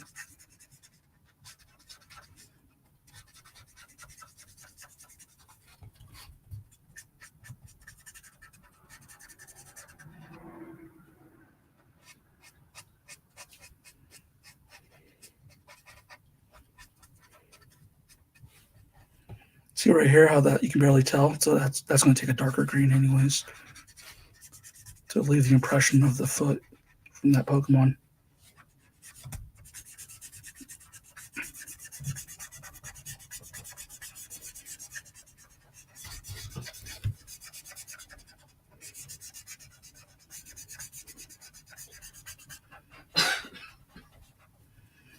These are going to have in between here.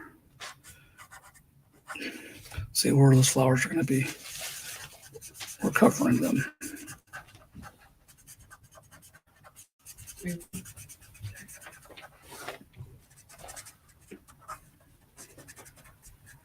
Again, you don't see the blades popping up right here. That might be where that grass green comes into effect.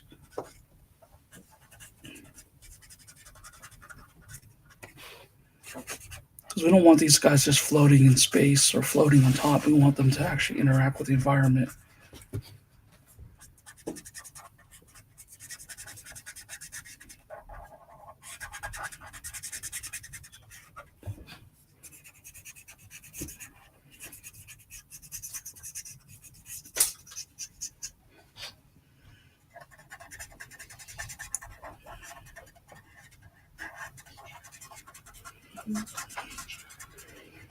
Sure.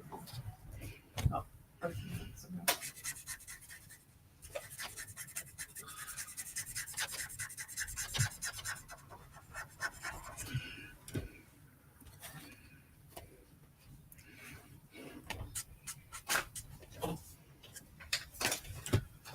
Let's go ahead and fill this all the way up.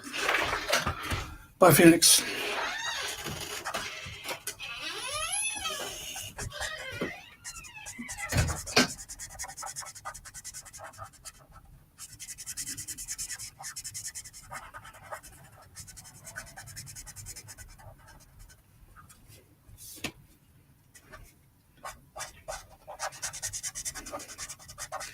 Yeah, I tend to have a love-hate relationship when it comes to alcohol markers. Mostly hate, because I hate how they look when I do them. But a lot of times it's also from not being patient enough to let them dry and blend. So we're going to go ahead and bring this all the way up here. I know we're in danger when we come next to the screen, but I'll use some other stuff to define. So I want to bring this field about up to right here.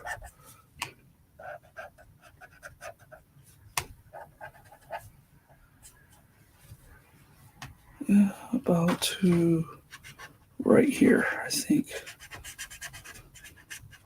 And then I'll start turning it into something else, I think. I don't know what I'm going to make a gradient like as it fades back. I haven't figured that out yet, but if Tom's watching, I might ask Tom for some advice. But right now, okay, I think we're done with this. We've got a lot of green there, and it's getting a little muddy. So that was the, now we're going to go with bud green. That was the yellow green. So bud green's next. And that's where I'm going to take the fine nib and see if I can start flicking.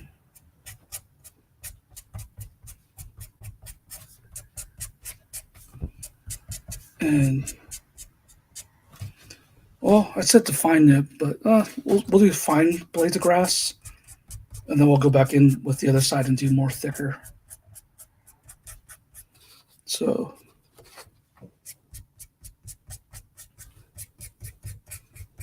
like bend to my heel, basically.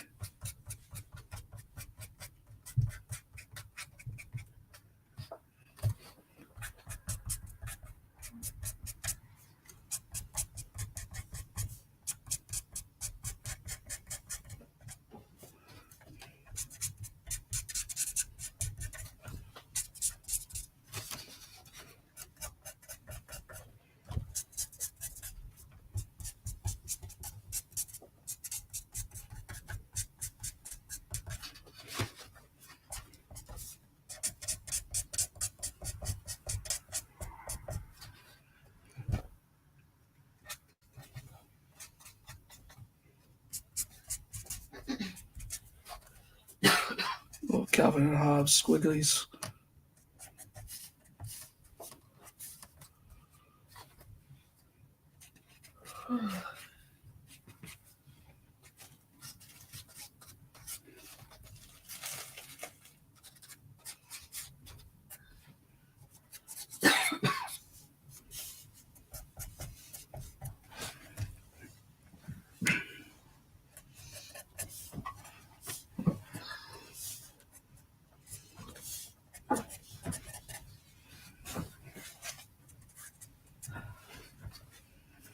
And there should be a shadow right underneath some of these.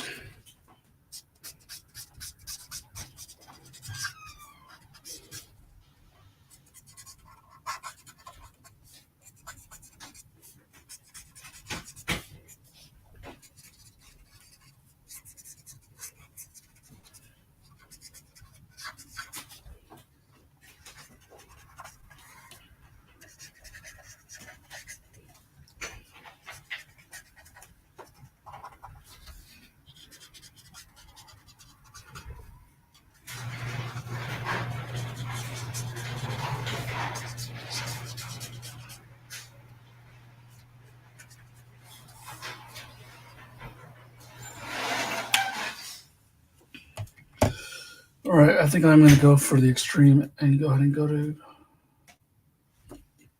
grass green. I want to do grass. Yeah, I'm going to do grass green. And we're going to do some other blades.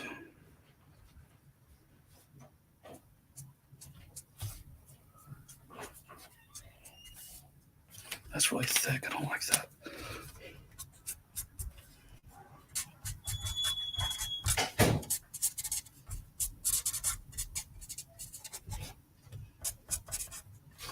Yeah, I gotta learn how to be a little more.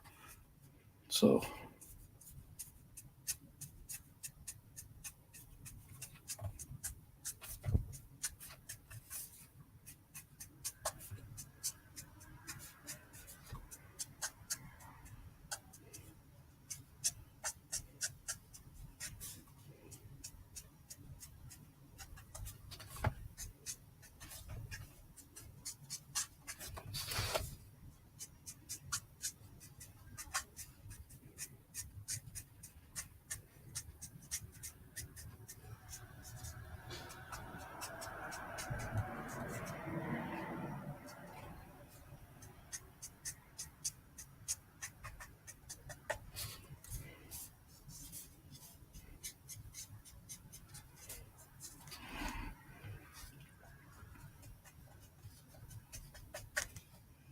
I think adding the white highlights and like, nah, not daisies, but just blossoms and little things like that, or baby's breath or whatever it is it's called. I can't remember. Will help, do some stuff here. Because right now we have a lot of activity happening here. I think what I'll do now is go back over everything with the yellow green, everything where I put green in, and and what's up, LME? Long time no speak. How you doing? I've been meaning to hit you up just to say hi. So, one of my homies, long time friend, and then we're gonna go ahead and this will dull some of this brightness down a little bit. I know who you are. I know it's Justin. Working, how are you? Good. I'm live streaming now. I'm finally doing it. Just took forever to get going, and this is kind of what I'm doing right now. So I do it a few days a week. This is only my second week doing it though. So, but basically right now I'm working on this Pokemon commission. But most of the other days I mostly work on my own comics or talk about ADHD type of stuff. Things that I finally got diagnosed for and dealing with. But your family's getting, yeah.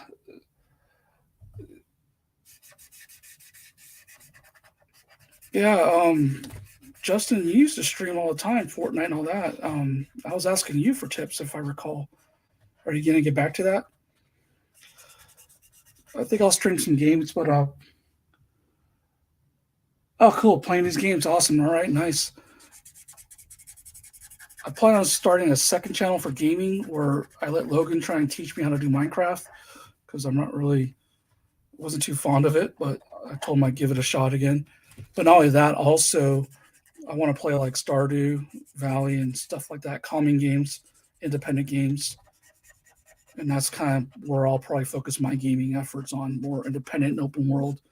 Still waiting for that Breath of the Wild 2. I feel like I'll be waiting forever for that thing. Okay. Gotcha. Yeah. So my family will be going back to work and school, and then I probably will stream mostly during the day and mornings if I until I get some teaching gigs. I'm still looking for some remote teaching gigs to teach online comics and stuff like that. But and then I might only do 1 or 2 streams in the evening time, and that might be more gaming related because I can do that with Logan and my son and all that, and have more fun and still spend some quality time with the kids who want to do that. So, but okay, I don't hate it yet. I don't hate this piece yet. normally I start getting to a point where I hate it though, you know what I mean? So I don't know what I'm going to do right here yet to fade it, because you know what? I'll do a grass line and do some strokes with the grass. That way I can say, okay, this is our horizon line, or that's the end of the field. And then in the background, we have mountains, mist, stuff like that, sky, moons, or suns. I don't know what I'm going to do yet. But I think before I do all this, I need to address the trees that I've been trying to hold off on. So the trees, we're going to go with cooler. I keep leaning towards blue because I had the purple and I had this more brighter color right here. So the good thing about using blue on the trees is that I can start with a lighter blue and work my way up to darker or warmer blue.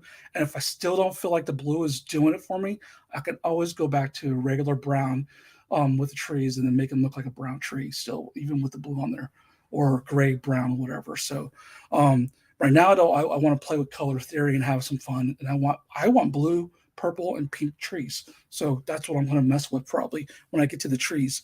But I'm going to go ahead and address this little grass line right here. And we're just going to go ahead and do some flicking real quick to make the grass line. And we'll call it a day with the grass for now. We might go back in there with some other darker strokes to make these blades, these little individual grass blades, look a little more pronounced. But until we'll see what the rest of it looks like, because we might be fine, you know what I mean? But if they feel like they're getting lost, then we might go back in and address those. But for right now, I think we're okay. And you see how the mushroom stalks are getting lost now? Remember how those were kind of a mess? So I'll go back in maybe with a watercolor pencil or a color pencil and define and pop that out. So we're going to go and let this all cool down and dry, and we're going to start messing with these trees. I got some different flowers I want to do. Now, these I will probably go ahead and go around, because I got some purple flowers I want to do on these.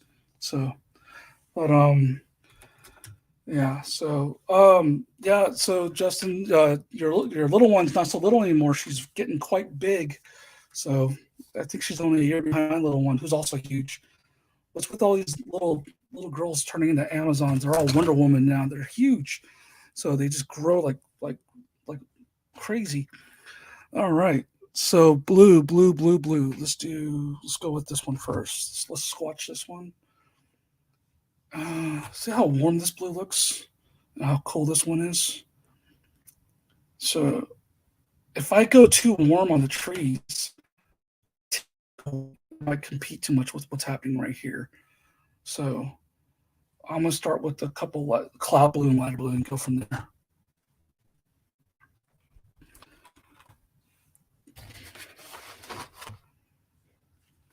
Okay. We got swatches right here. Let's see here. Cloud blue is PB9. Why does that remind me of peanut butter and jelly? There it is. Oh, that's like a turquoise. How's that cloud blue? That don't look cloud blue to you. Look at that. That looks like a turquoise. What's up with these colors? Did they just randomly throw darts? What's up, Ohuhu? Let me know what's going on with these color names. You got some like AI just randomly assigning names to colors that don't really seem like they fit. P140 aquamarine. Where is that at? Okay. And then I'll work on the background after that and then go back in with liner stuff later on. So I might do an impromptu stream tomorrow too, but I also got to work on some comics.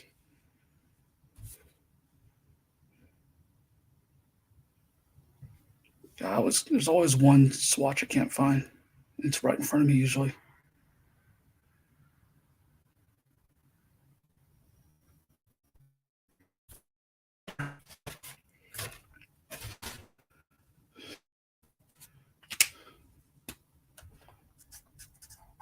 See, that's what I'm looking for. That aquamarine.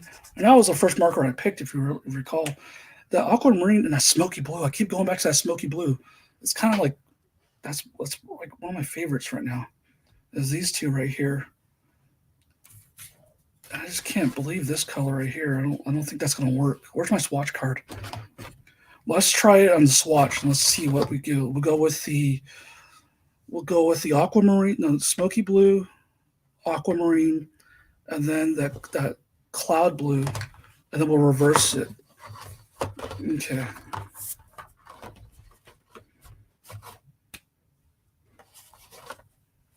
Let's do it right here.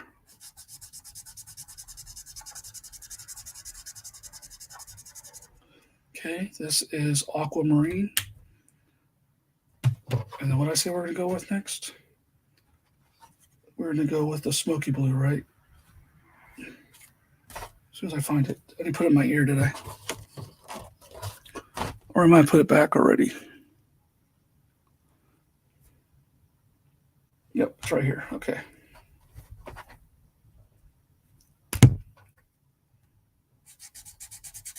See, smoky blue feels like it goes okay with this. That feels like it's a natural range. So me going with this cloud blue might be the outlier here.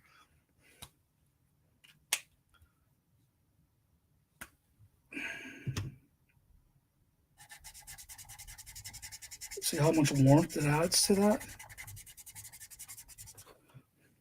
So that's 3. And then, of course, we go back in with our first one, which was what? Aquamarine blue.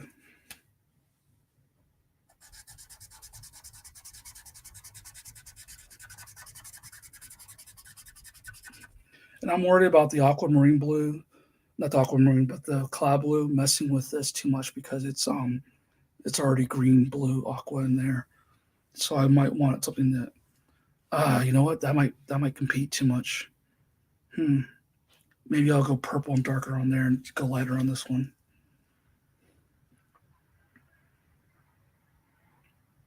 Okay.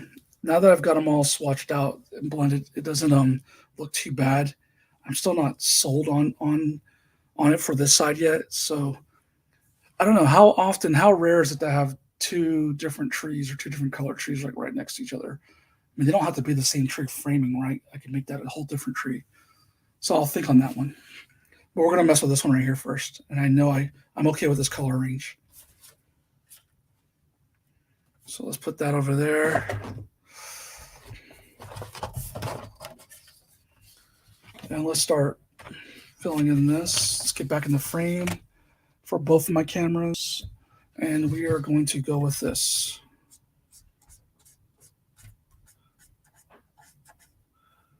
I'm going to try and dance around these flowers that I want to put up here eventually. Because these will be like pink flowers.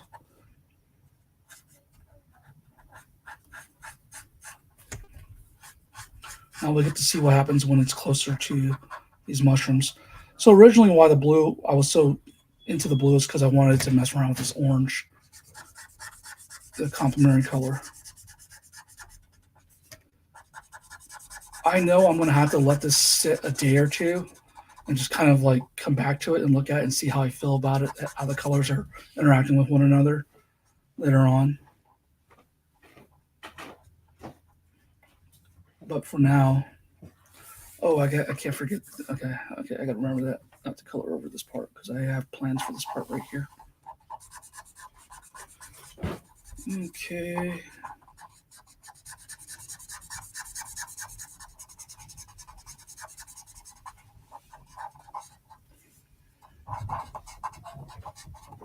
And this is where we get.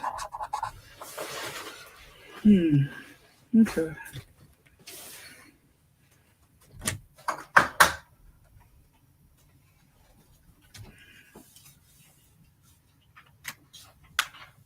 And now we're going to go with the smoky blue. Smoky blue has been the MVP so far of this, if you notice that. So light to dark, we're going to keep this, we're going to go dark right here.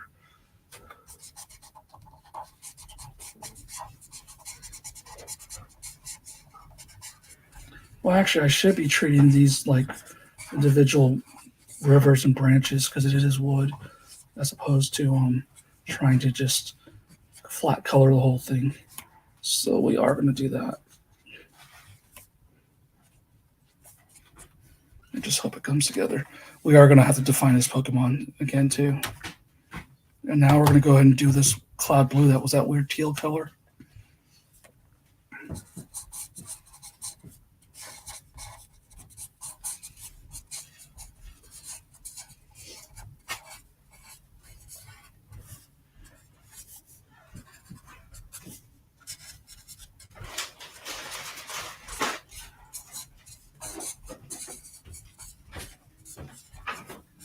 So we're using it more as an outline or as a liner.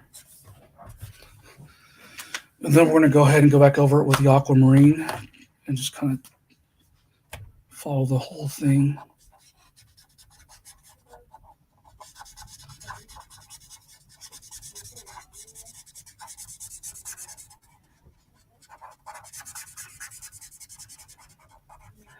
And that's really tinting dark, but that's because it's wet.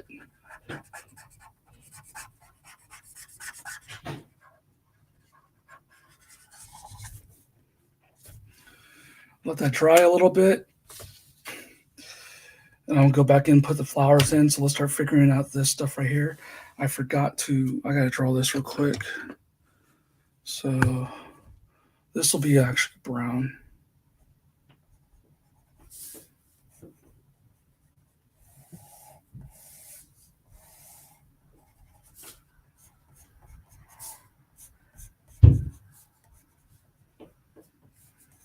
Okay, just want to outline that so I don't forget that, because that's going to be an important feature here later on. All right, we're going to go ahead and go to the all this shrub, the leaves and tree stuff, as I call it right now, because I'm running out of words. I can't word right now. Pastel rose. Let's see if pastel rose is going to give us what we want for our first base color.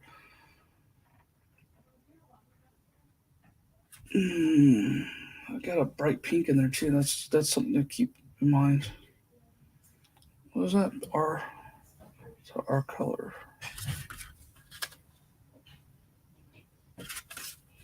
So that should be on this one.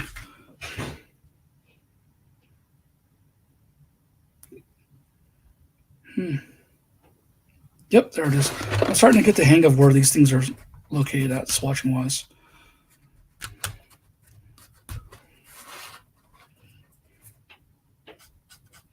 Oh, wow, that's some neon looking pink. That might be a no. That's more closer to this right here. And yeah, so that might be a no. I think we're going to just call it a no right away. Let's go to pastel pink instead. Pastel pink, I believe, is on this one as well. Oh, what is that? That is a R10. Oh, no, I guess it's not on this one.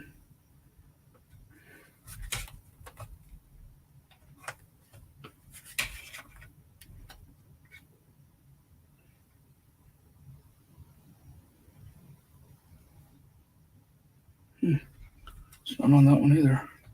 Oh, it's right here in front of me. Typical. Oh, look at that. That's even. Oh, no.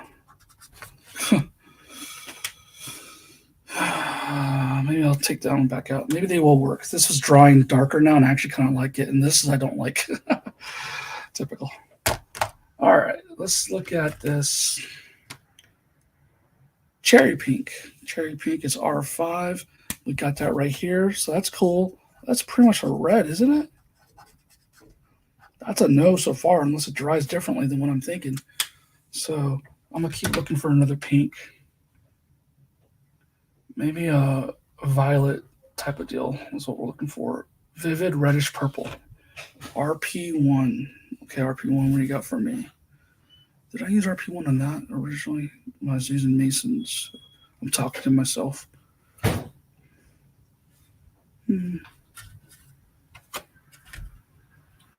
RP1. There it is.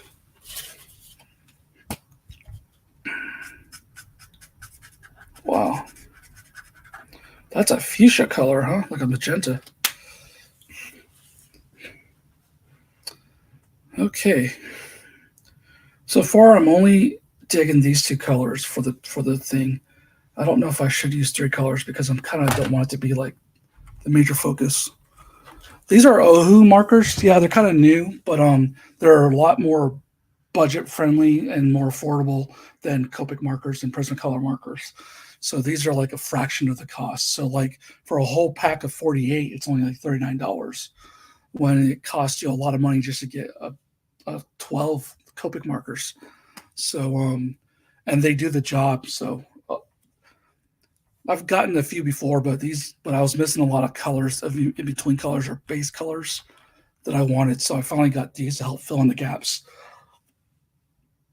And this one is Pastel Violet.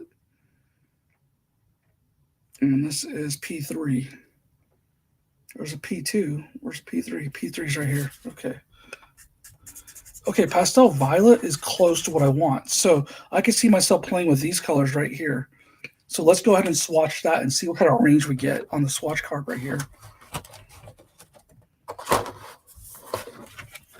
Okay, so which ones are... This is our warmest. Pastel Pink is our warmest. And Pastel Rose. Okay. So just by looking at this, would it go like that? Let's try that.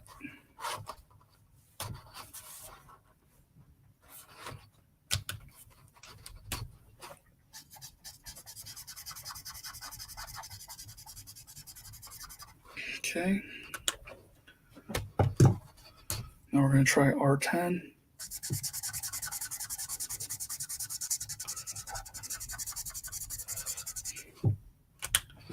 Now we're going to try this Pastel Violet.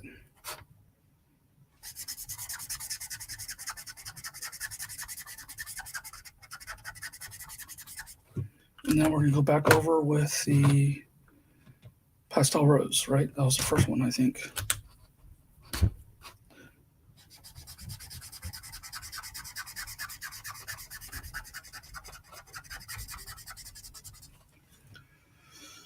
Okay, that's a pretty dramatic change, isn't it? So that would work good for the shadow, but I don't know if it'd work good for... I might have to ditch this one. I don't know yet. We might use it as a liner. So let's go ahead and go with Pastel Rose for the shrubbery and leaves up in the tree. So I said I wanted pink and purple. I mean blue and pink, something like that. All right.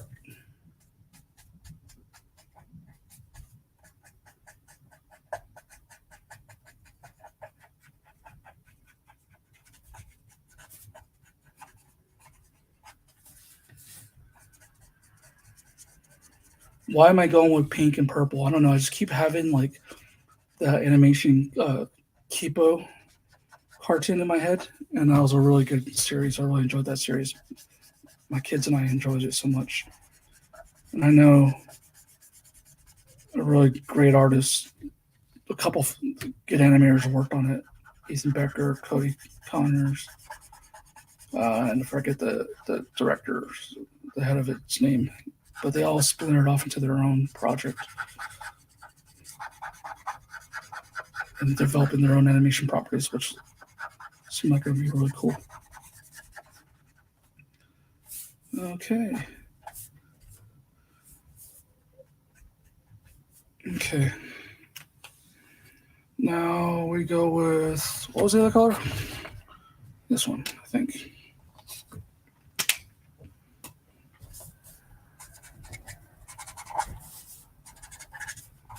Sort of randomly.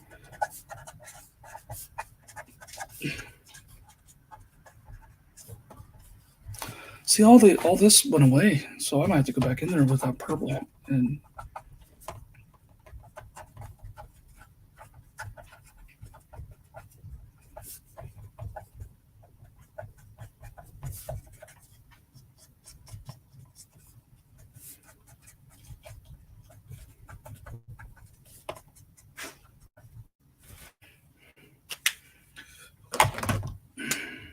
I think we will be using this purple thing.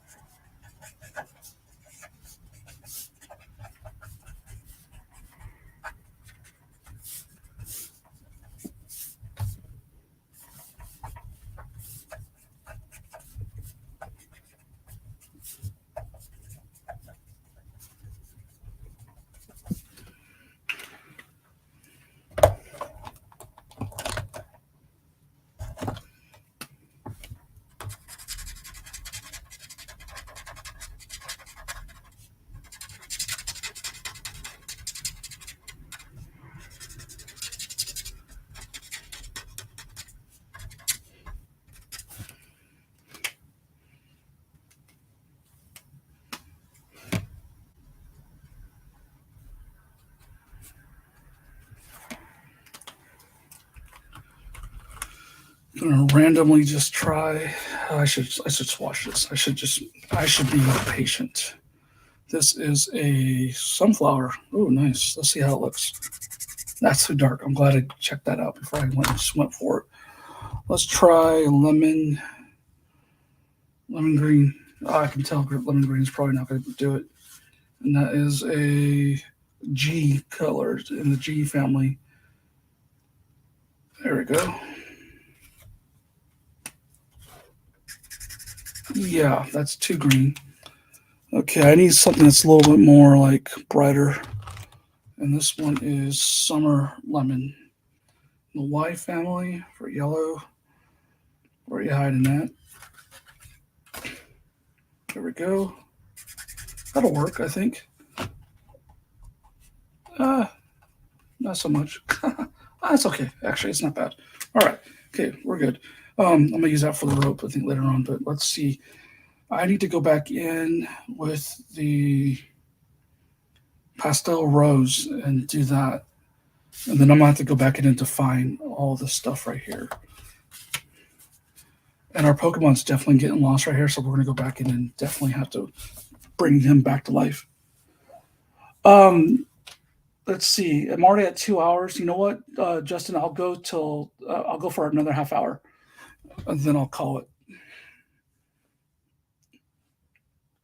So we'll go to we'll see where we're at on the half hour mark. Maybe I'll make it to 3 hours for once. I've been trying to build up to 3 hours. I forgot what I was doing. Pastel Rose. Okay, Pastel Rose is the one that we're going to go back in over here.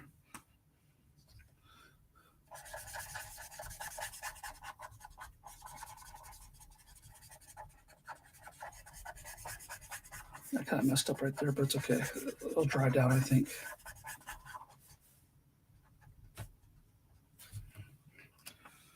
All right. We're going to let that dry a little bit. So now that we've gotten that, and so I've let these dry a lot. And as you can see, that orange is really, it's not blended too well. So I might go back in and blend these mushrooms in a little bit more and make it more red. It's really streaky looking. You can see the it's not a smooth gradient like it is in here in Evie's tail. It's very noticeable. So I'm not sure how I'm feeling about those right now. But that yellow, I like that yellow a lot. Would that pop up in here a little bit? No, it won't. Okay, just checking. But I do want to.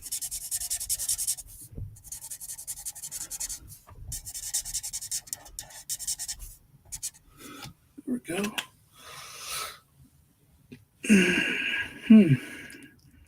Okay, I want to get the tree bark coming back.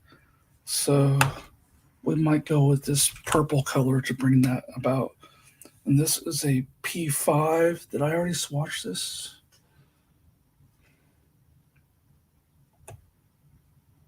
I did not.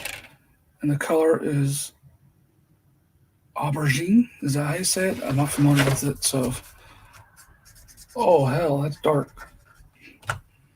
That'll really put some notes on that tree. That might be a little too dark. Let me look at my markers. Bluebell was dark. Bluebell might work. Let's go back to Bluebell. And I can start carving. I'm going to basically carve with this marker right here, this Bluebell marker. I'm going to carve the bark of the tree and bring the definition of the tree back because it all flattened out, as you can see. Oh my gosh, I'm running out of space. I guess I should put some markers back. This is why my wife's been telling me to move back downstairs. I got to listen to her. So, okay.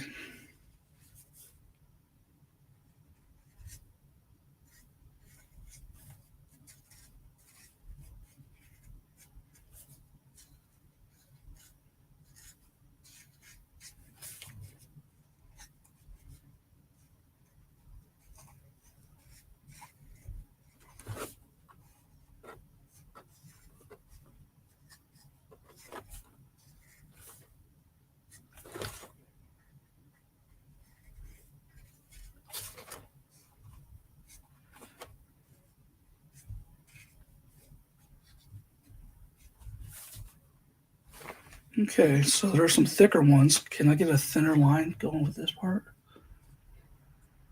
Dot, dot, dash, you know what I mean? A little Morse code here. And there should definitely be some highlights on there. You know what? I'm not going to highlight every single piece of bark right here. I think I'll highlight this part right here, get it lighter and go darker. I think that's what we're going to do. So what color was it that we laid down first? I believe it was aquamarine. So we're going to take aquamarine and we're going to go ahead and we're going to try and make it round, basically. We're going to try and go and basically around the corner because it's a cylinder, right? Ultimately. So we're going to go around these flowers, around Evie and around the mushroom.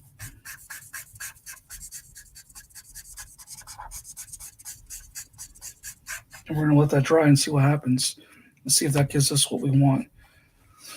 If not, we'll go a little bit darker. I do need to outline this mushroom right here.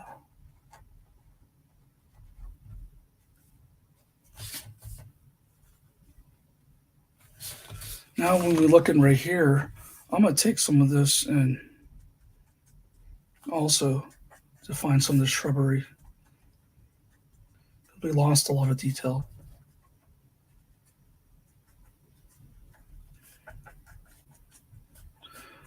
Kind of like a wannabe Watterson, a poor man's Watterson, because, I mean, that's a master, right? So how dare I compare myself to him?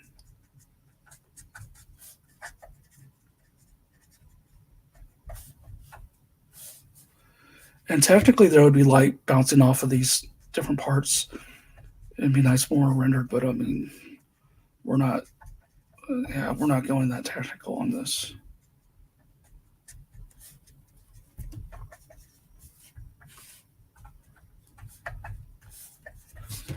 And I'm going to dye that back down with the pastel rose.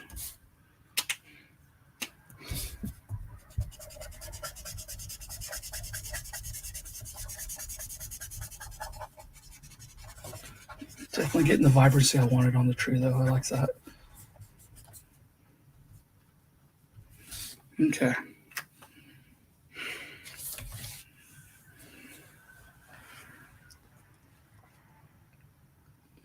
I think I can go darker on this side, but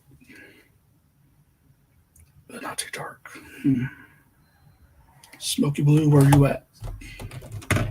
There you are.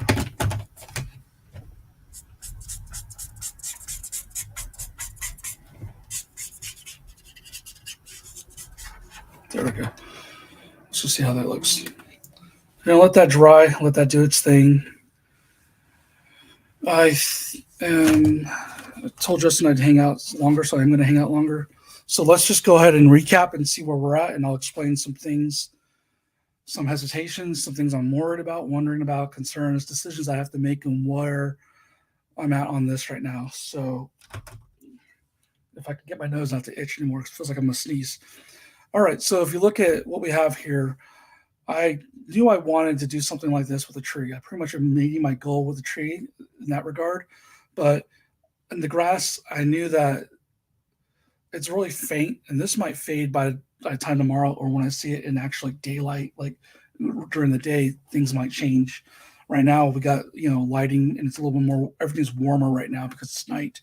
But I know that this has to be more defined. Our Pokemon right here needs to come out a little bit more like how we have that. And we can do that with a colored pencil or watercolor pencils to define that better. I want to let this tree cool off and do some drying to see. I think I'm okay with this tree and done with it. And then if I do that over here, well, this pink and this green blue would look nice together, I think still. So I still think I might do this same thing over here on this tree. And then we have the grass to readdress too.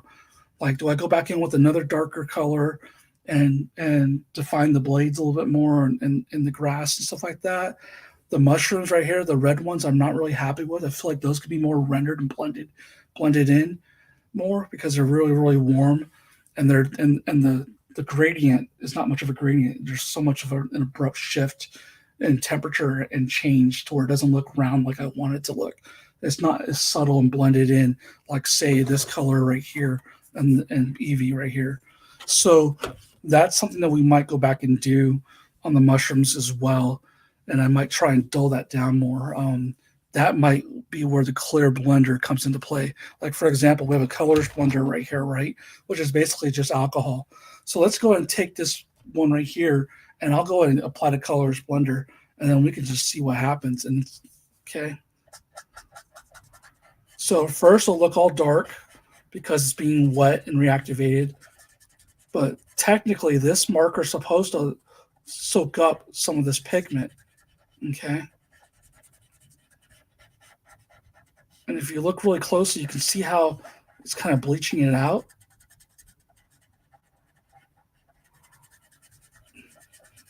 And that's more like a watercolor deal. And maybe that's what we need. Maybe that's what this needs. I can always apply color on it again if I want to. But let's just go ahead and take some colors blender to this and like bleach it out a little bit more.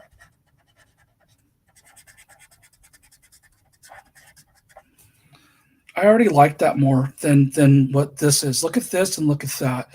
Do you see the difference? I don't mind that it's blotchy like that and everything like that. Like I said, it gives it a little more texture that I was looking for with the fungi and kind of a little more of a watercolor approach to it. So I might go ahead and do that to the mushrooms now. I'm feeling like that's the right decision to make. And then, like I said, I can always go back in and color again, but I think I might let color pencil I might go back in with color pencil and let that do some of the renders for me. And I still have to put the white spots on it, and that'll also bring some life back into it if you feel like it's starting to lose some of that. I wanted those to be more warmer, bright spots to kind of pop out here and there, but almost as if it was an apple or strawberries on top of green, you know, like an apple tree or a cherry tree. That's kind of what I wanted to happen. I feel like it's not doing that. So that's why I'm kind of going ahead and saturating it with this alcohol right now. I'm not getting the effect that I wanted. So we are going to blotch it out a little bit more.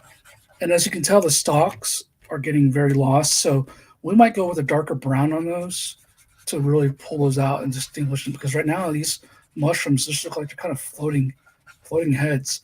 I'm okay with the orange ones. See how the darker tone? So I might go with the purple, honestly, to bring out the stalks. But right now, we're going to let those mushrooms kind of just dry right now. Let's get these swatches off so we can see our whole thing. So I know I want this to fade as it goes backwards, right? Because all this stuff should be popping. It should be like a depth of field, a set of planes and layers, like, you know, very faint background.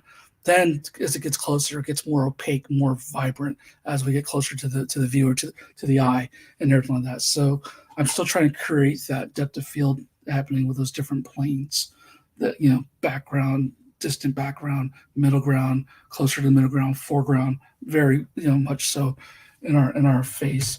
But this is also me experimenting with alcohol markers, which isn't my strong suit and everything like that. So I just got some nice blends happening when I was doing the Pokemon, and then I kind of reverted back to my impressionistic type of thing. Oh, did I go back over these with that rose color, pastel rose? I probably need to dye these down a little bit. These purple things.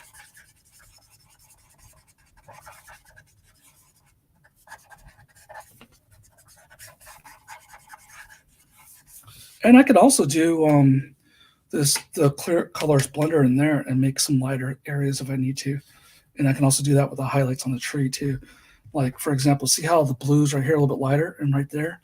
So what if I went and took the fine tip and started doing this and created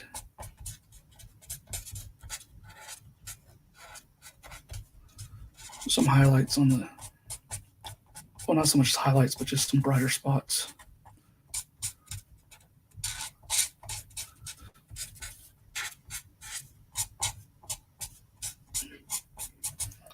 You can't see right because it's wet, but eventually when it dries, in theory, it should dry. So we're creating a texture here. Now, slowly, it's going to start lifting up that color. Hey, Neb, how you doing? Just trying to figure out color theory, alcohol markers, texture and temperature. Trying to figure out these renders and how to make sure all our depth of field is differentiated from one another, but not too different. So it's that whole gradient trick that we're trying to pull off here. And I was just noting that the mushrooms didn't really do that. They're so stark in the color changes. So I'm trying to address that with the colors blender. And I'm same right here. I'm gonna do a few spots right here. And dab, dab, dab, dab, dab, dab, dab, dab, dab, dab, dab.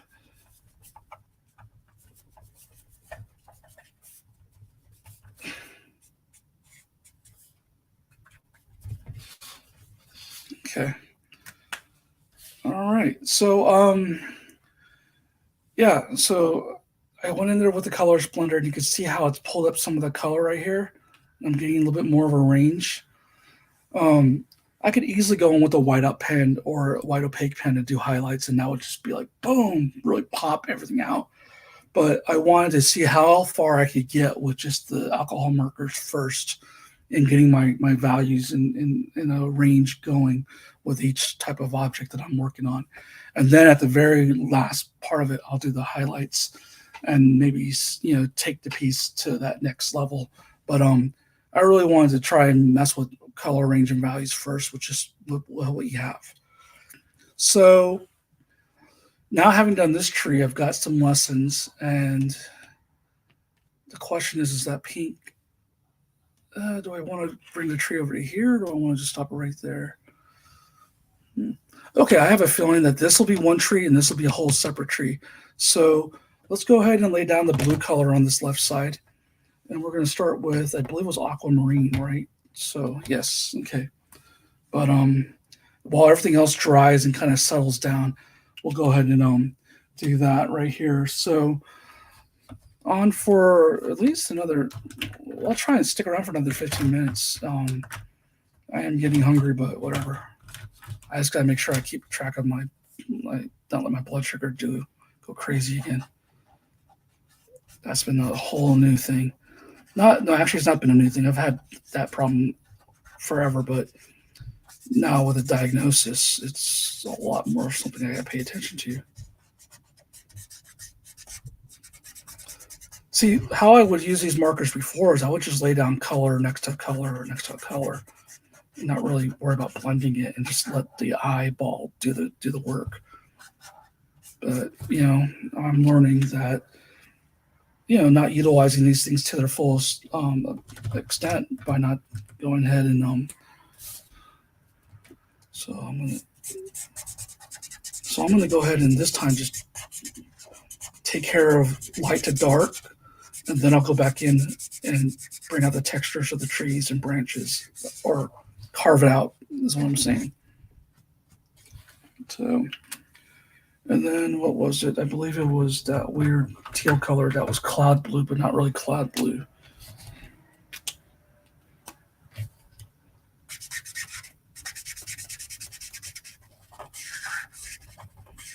It gets a little bit of green in it. And remember, we don't want too much green to go and compete with that. So,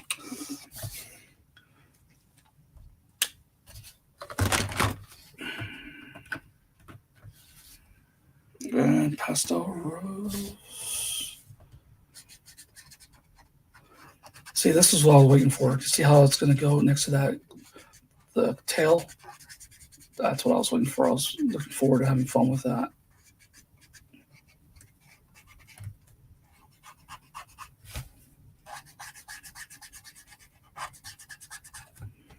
I just remembered I forgot something to do on the blue tree bark. I forgot to go back over it with the aquamarine.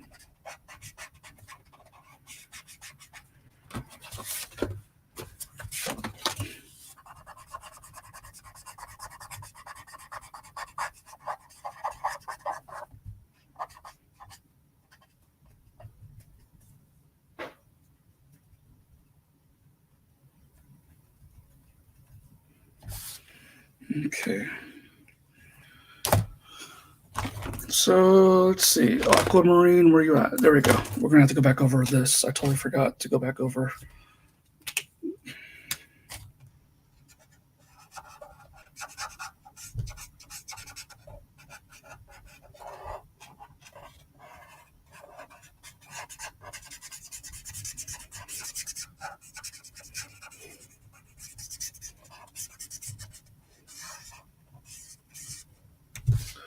Okay. And then we have pastel rose, and then we have, I believe it was pastel pink for the trees.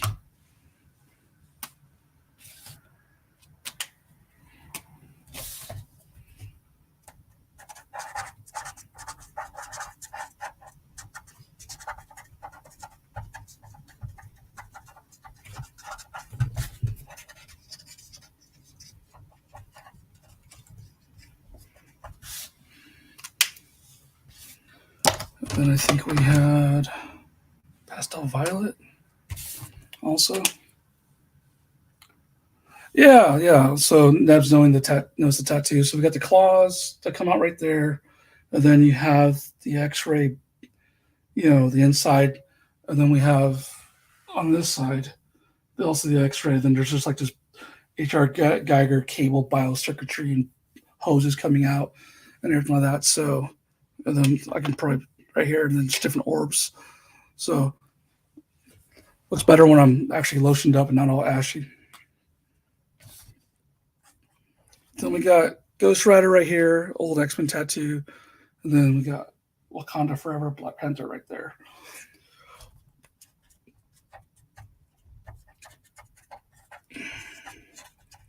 Need to get this channel monetized so I can get more ink done because there's a whole lot more stuff I want to do.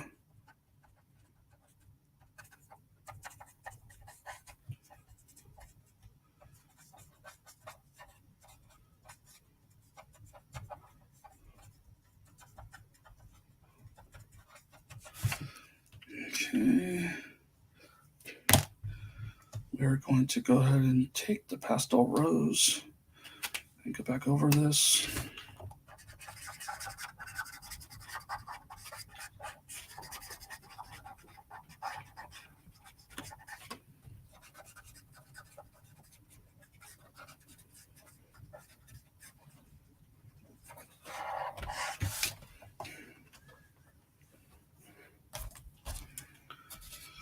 Okay.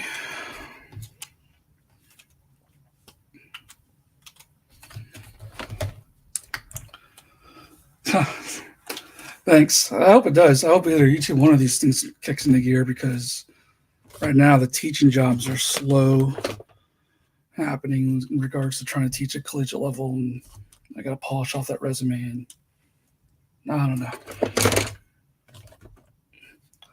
Okay, so this is where we're at so far. This is drying. This is I'm gonna go back over and define that Pokemon so it pops out more with the color pencil. Let's see if I can just do that real quick now. Do I have a purple? Yeah, I got this blue right here. Is this blue gonna work? I think so.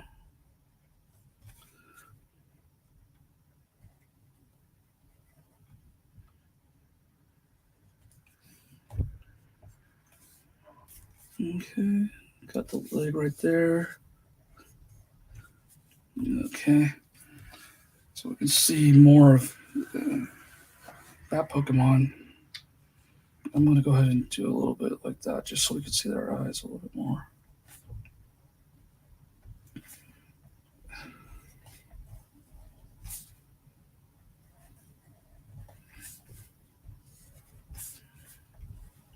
This is going to get lost, so we're going to go ahead and just do that. And I got to color the inside still. So, all right.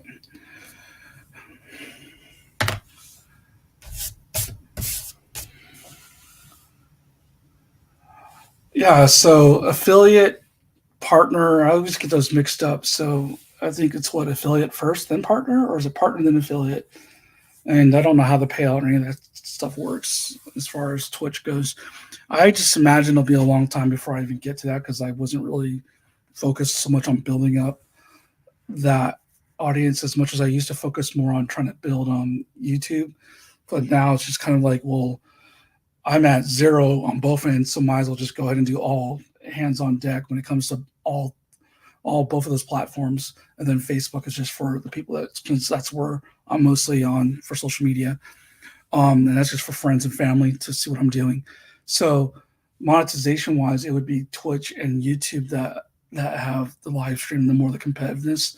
And it kind of comes down to whichever one contacts me first if I get to a certain level, and then we'll decide where that goes. And then I can always change the content up enough to where I could still utilize both. But right now, my stream goes out to both of them at the same time. So, yeah, it just kind of comes down to what makes more sense as we keep, recording and doing stuff and where I want to go with this. And then eventually I'll start studying the analytics and all that kind of stuff right now. But right now it's just about building a habit of coming on, hanging out with everybody, producing artwork. My main thing is I just want to produce artwork. I want it to be a few days a week where I'm sitting down for a couple of hours. Oh my God, where all this dog hair come from? Huskies. Ugh. But anyways, I want a few days a week where I'm producing work. And I know I'm getting work done, with the ADHD stuff and life and the fibromyalgia and all the health issues that keep happening. Yeah, it's important for me to just be able to have a few hours a week where I've created artwork and I'm meeting some goals, even if it's just a 1% increase in progress or an inch by inch type of cumulative effect. And then monetization and brand deals and all kinds of other influencer crap that I don't really understand right now can maybe, can maybe rear its ugly head and take a hold of me and I can sell out, but that won't happen for a while. Right now, it's just building habits and producing work. And I'm on week 2 now. I was getting scared there because normally I keep a schedule of what Monday, Wednesday was supposed to be what my schedule was. That's what I did last week, even though I did an impromptu Sunday pilot one. But then this week, my daughter's birthday was on Wednesday. So I was like, okay, I need to do that. And so I was just like, okay, I will move it to Thursday. And I almost didn't stream, but I did stream yesterday. So I'm happy that I streamed yesterday. And then I just kept my Friday slot because I wanted to do a fundamental Friday type of thing. And except for when I'm on convention weekends. When I'm on convention weekends, I'm out of town or I'm doing a convention on a Friday. I obviously can't, be here doing that. So then Thursday will be my other one that I would do. But so far we are Monday, Thursday, Friday, and I might stream tomorrow as well. I wanted to do at least 3 days a week and then maybe a couple of evening streams for video gaming eventually. But right now I've got so much in the queue art-wise that I have to focus on and get done between commissions, between digital products that I want to get together, as well as the ADHD comics and zines I want to get ready for these zine shows for CXC and stuff, as well as the anthologies with the gnome type of stuff that I'm working on. So I've got plenty in my queue that I need to do. And so video games, unfortunately, are going to have to wait a little bit more. And also I need to set up the space downstairs, the little Twitch corner where we'll do some video gaming, calming video games when I need to just kind of like calm down. But yeah, it's fun. I like doing what they call body doubling, where you sit here and work and you hang out with people, or you join a Discord and other people are working on their things, and it just makes time go by quick, So yeah, I don't know how. I'll ask you all. I've got you all here, so those of you who are paying attention, how are you feeling about this tree right here? How are you feeling about the leaves, and how are you feeling about the bark? Throw that in the chat. Let me get some feedback from y'all. Half of you are artists. I definitely could use the feedback. This is like my deep dive into alcohol markers again. So I've never been comfortable with them, and I've never really felt like I've gotten how they work, like in theory, or I see other people do it. But then when I try it, I just kind of rely back on my painting background instead of like utilizing the chemistry of the alcohol marker and letting it do its thing. But yeah, let me know what you're feeling about this tree right here. I think Evie is the star of the show, and then this one, and then this one, and this one. But also I think whatever I do with this background, I have to tie it all together. Do I need more detail in the grass blades? Does it need to be a little bit more darker sides of the blades to pop these out?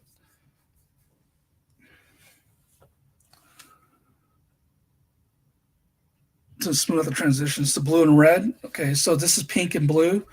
So when you see up here with this right here with the different purple spots, darker blue on the trunk. Gotcha. Okay, okay. So if I pull out this gray right here and apply the gray to the trunk right here because I want it to look round, I think that'll give us that darkness that we're looking for, that darker blue. But let me swatch it real quick right here because we have already some swatches happening with this. So like instantly, that's just like, boom, grays it right there, right? That's more purple. It's kind of a purple, so I could try that. Add some purple in the leaves too to smooth those spots out. Okay, so like up right here in this area, in the top corner, I'm going to do it right here too. So let's go ahead and, I don't know if I'll go gray on that yet. Let's go ahead and go with the darker blue. Well, here's the purple. Let's try the purple real quick.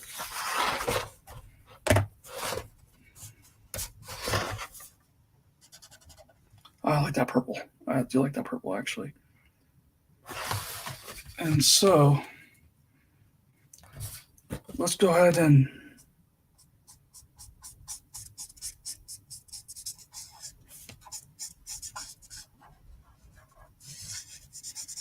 we're going to add this purple to this blue tree right here. And then we're going to, it looks like I made a mistake. Don't worry. I got this. I have a plan. So he says. And then we're going to go back over it with the aquamarine blue that we started with. Help blend that out.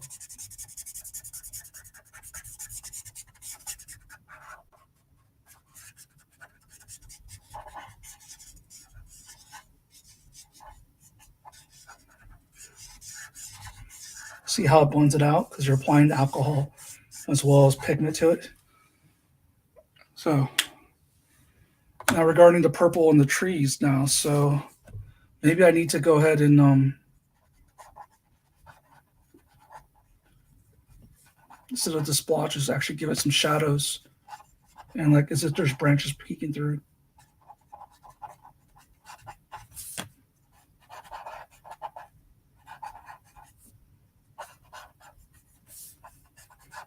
Like a little bit more connection. So random.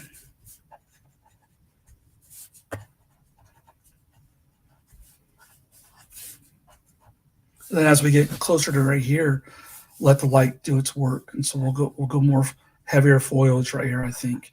That's what we're going to do. And that way there's also a transition happening with the light and all that. Okay.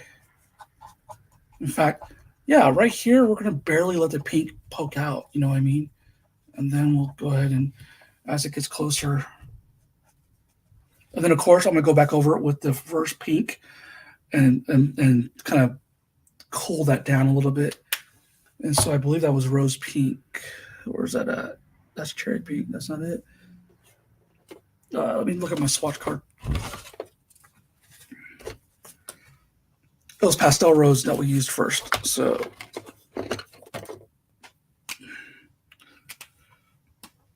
let's go ahead.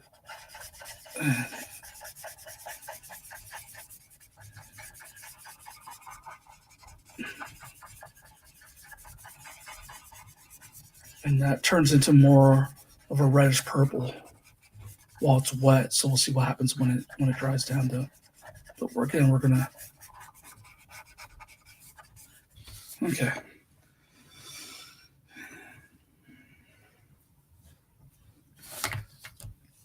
And let's see. So now that we did the tree over here, we kind of figured out that the tree needed to be more purple-ish. We're gonna kind of do that over here as well.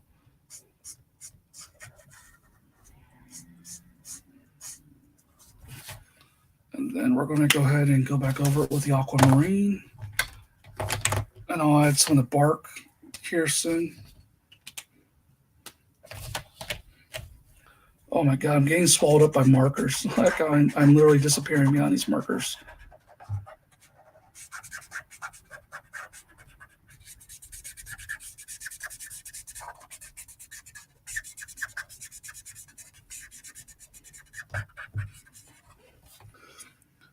Okay. Now, which purple was it that I actually did the outlining with? I think it was a P5 that I went and did like some of this outlining, the tree bark. So let's go ahead and get some of that going.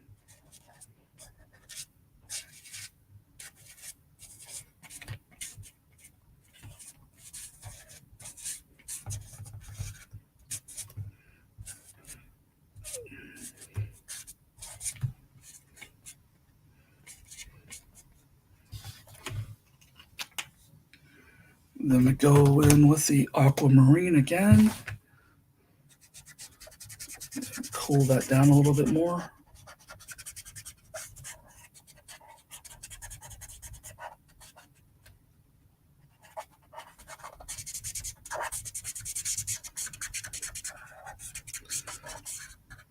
And then I'm going to do some smoky blue in the mid to give it a little bit more roundness. Is this smoky blue? Smoky blue. Let's go, dude. Talking to my markers.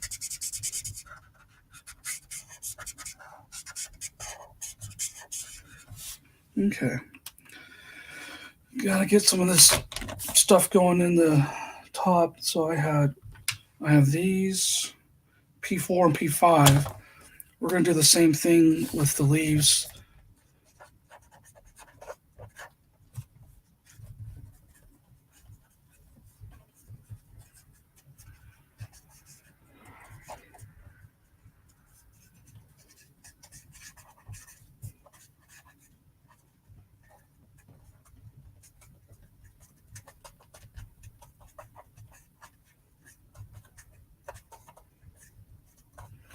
On the tail right here, eventually with this character, I'm probably going to do like a rim light or two, like to eventually pop that stuff back out. So thank you, Justin. Yeah, I was in trouble there, but Neb, my friend Neb, helped me out a little bit. So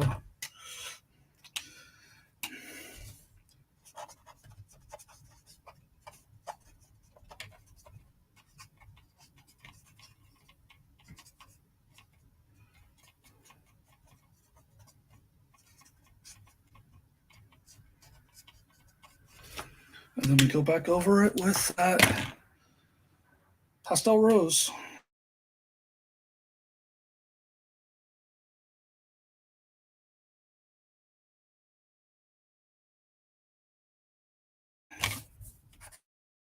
Went black.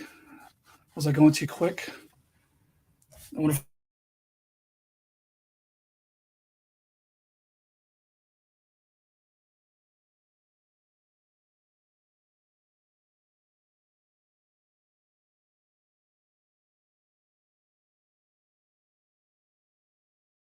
I was going too fast for the camera.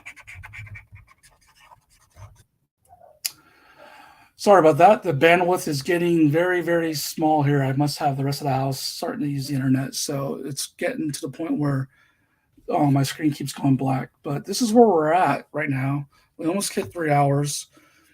I got to add some of that over here to darken it to make it more.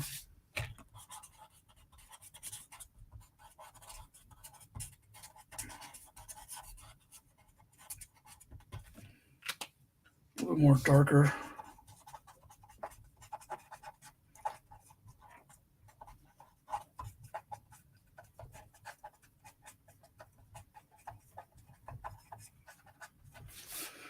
Again, I'm going to probably let this all die down and calm down, and then we'll go ahead and reassess tomorrow after it's had a day to sit there and just dry, and I've got fresher eyes to look at it.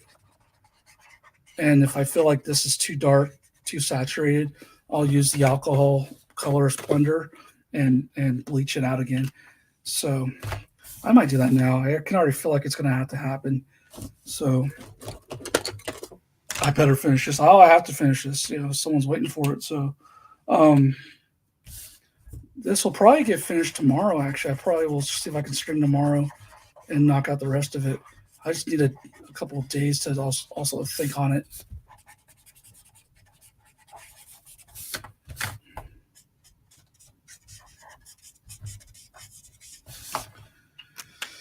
But I mean, we're pretty much getting to the point where it's almost done. I mean, we've got a tree right here, we've got the sign right here, and then we've got the background right here to do. And then just tidying up. It's just mostly maintenance and tweaking here and there, and then highlights and everything like that. So, so for example, like I have to decide, like in the background, what's going to be best to make everything pop out. So if I have do I have a color wheel around here? I've got a color wheel up here. What did I use to stick that on there? Okay, so let's look at the color wheel right here. Okay, we've got all this blue right here. And so what colors are across the wheel? These ones right here, right? So it's like, I go yellow in the background, like a gold to contrast with this, or is that still too warm? And here we go. So I have some decisions to make. Yeah. Night with Stars. That could possibly work. The Night with Stars. Actually, yeah, maybe. The Night with Stars. Just worried about this too much. I'd have to lighten this up a little bit more. That could work actually. Justin, thanks. That might work actually. And then I can make a yellow moon, bright moon, and just kind of like, yeah, I might do a starscape. Yeah, I think that'll contrast and pop everything out. Okay, Justin, you get 5 points. So, but yeah, that might work. Little stargazer thing right here. Okay. But we're gonna let this ride today and let it dry down and let it cool down, let my eyes calm down a little bit, and then we will probably approach this again tomorrow. I'll probably stream. I'm on Eastern time, so what time? I have no plans tomorrow other than to work on art. And knowing my wife, she's gonna make me put away all this laundry. So yeah, I gotta eat food though. But so this is gonna be a golden wood color, anyways, to pop out. But I might make it a more of a teal color or a mint green color like this. Oh, that's too close to that. So I might make it more of a color like this and then put the writing on it. So that way all this stuff back here can be more yellow and gold or oranges. So that way it can pop from the night sky after Justin's suggestion. And then I might lighten these up right here. All the stuff that's facing the light coming from right here will get lightened up. And that'll give me rim lighting around right here. And when I put the highlights in and stars, that'll work. So, yeah, that'll work. So, let's see.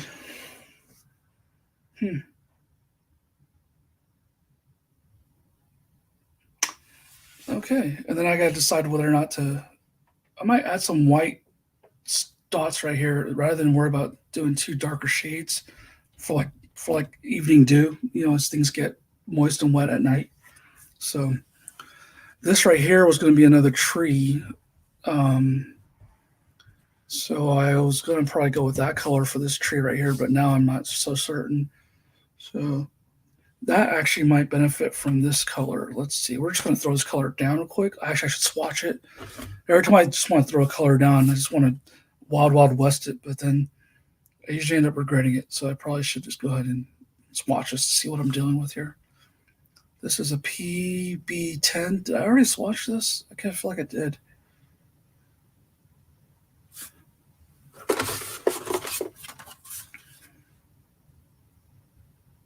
PB140, PB260, PB290, and there's another one. Here we go. PB. Nope, I didn't do it. It's a turquoise. Okay. Oh, hell. That could have been problematic, right? If I would put that down.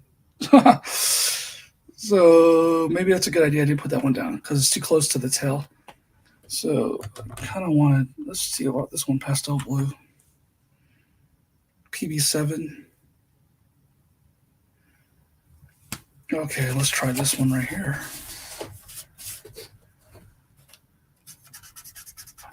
That's still a warmer color. All right, I'm going with this one.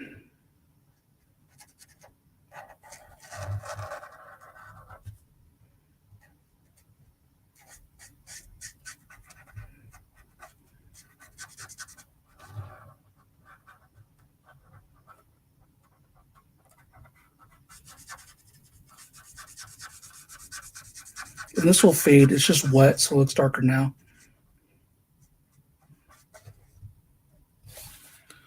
Okay.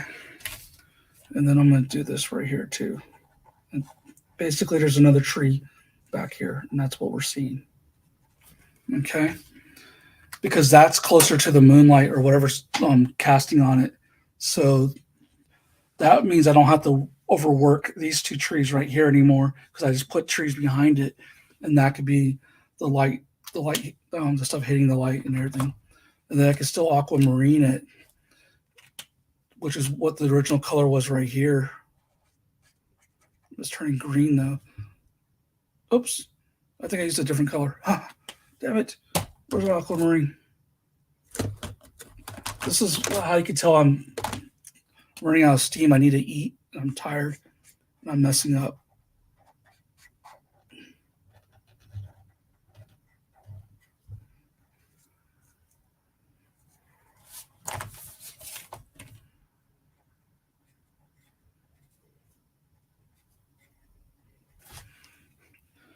And then we do a couple of lines here, detail lines for bark. Then we go back over with the pastel blue, I think it was. Yes. We're going to go back over with the pastel blue to consolidate.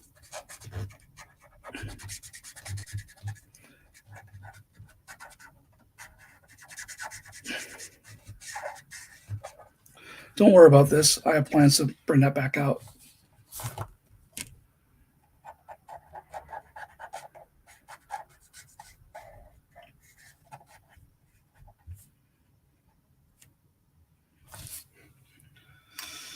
Okay, that gives me an idea and a roadmap of what I'm going to do tomorrow. And I'll put some flowers right there. So I got somebody knocking at the door. So what I'll do is go ahead and say goodbye. Thank you so much for joining me. I've got to answer the door. Somebody's knocking, so that's also my time here. It's almost 3-hour mark. We're getting closer to that 3-hour mark. So tomorrow, maybe tune in and I'll finish this up. So, all right. Thanks to everybody. Talk to you later.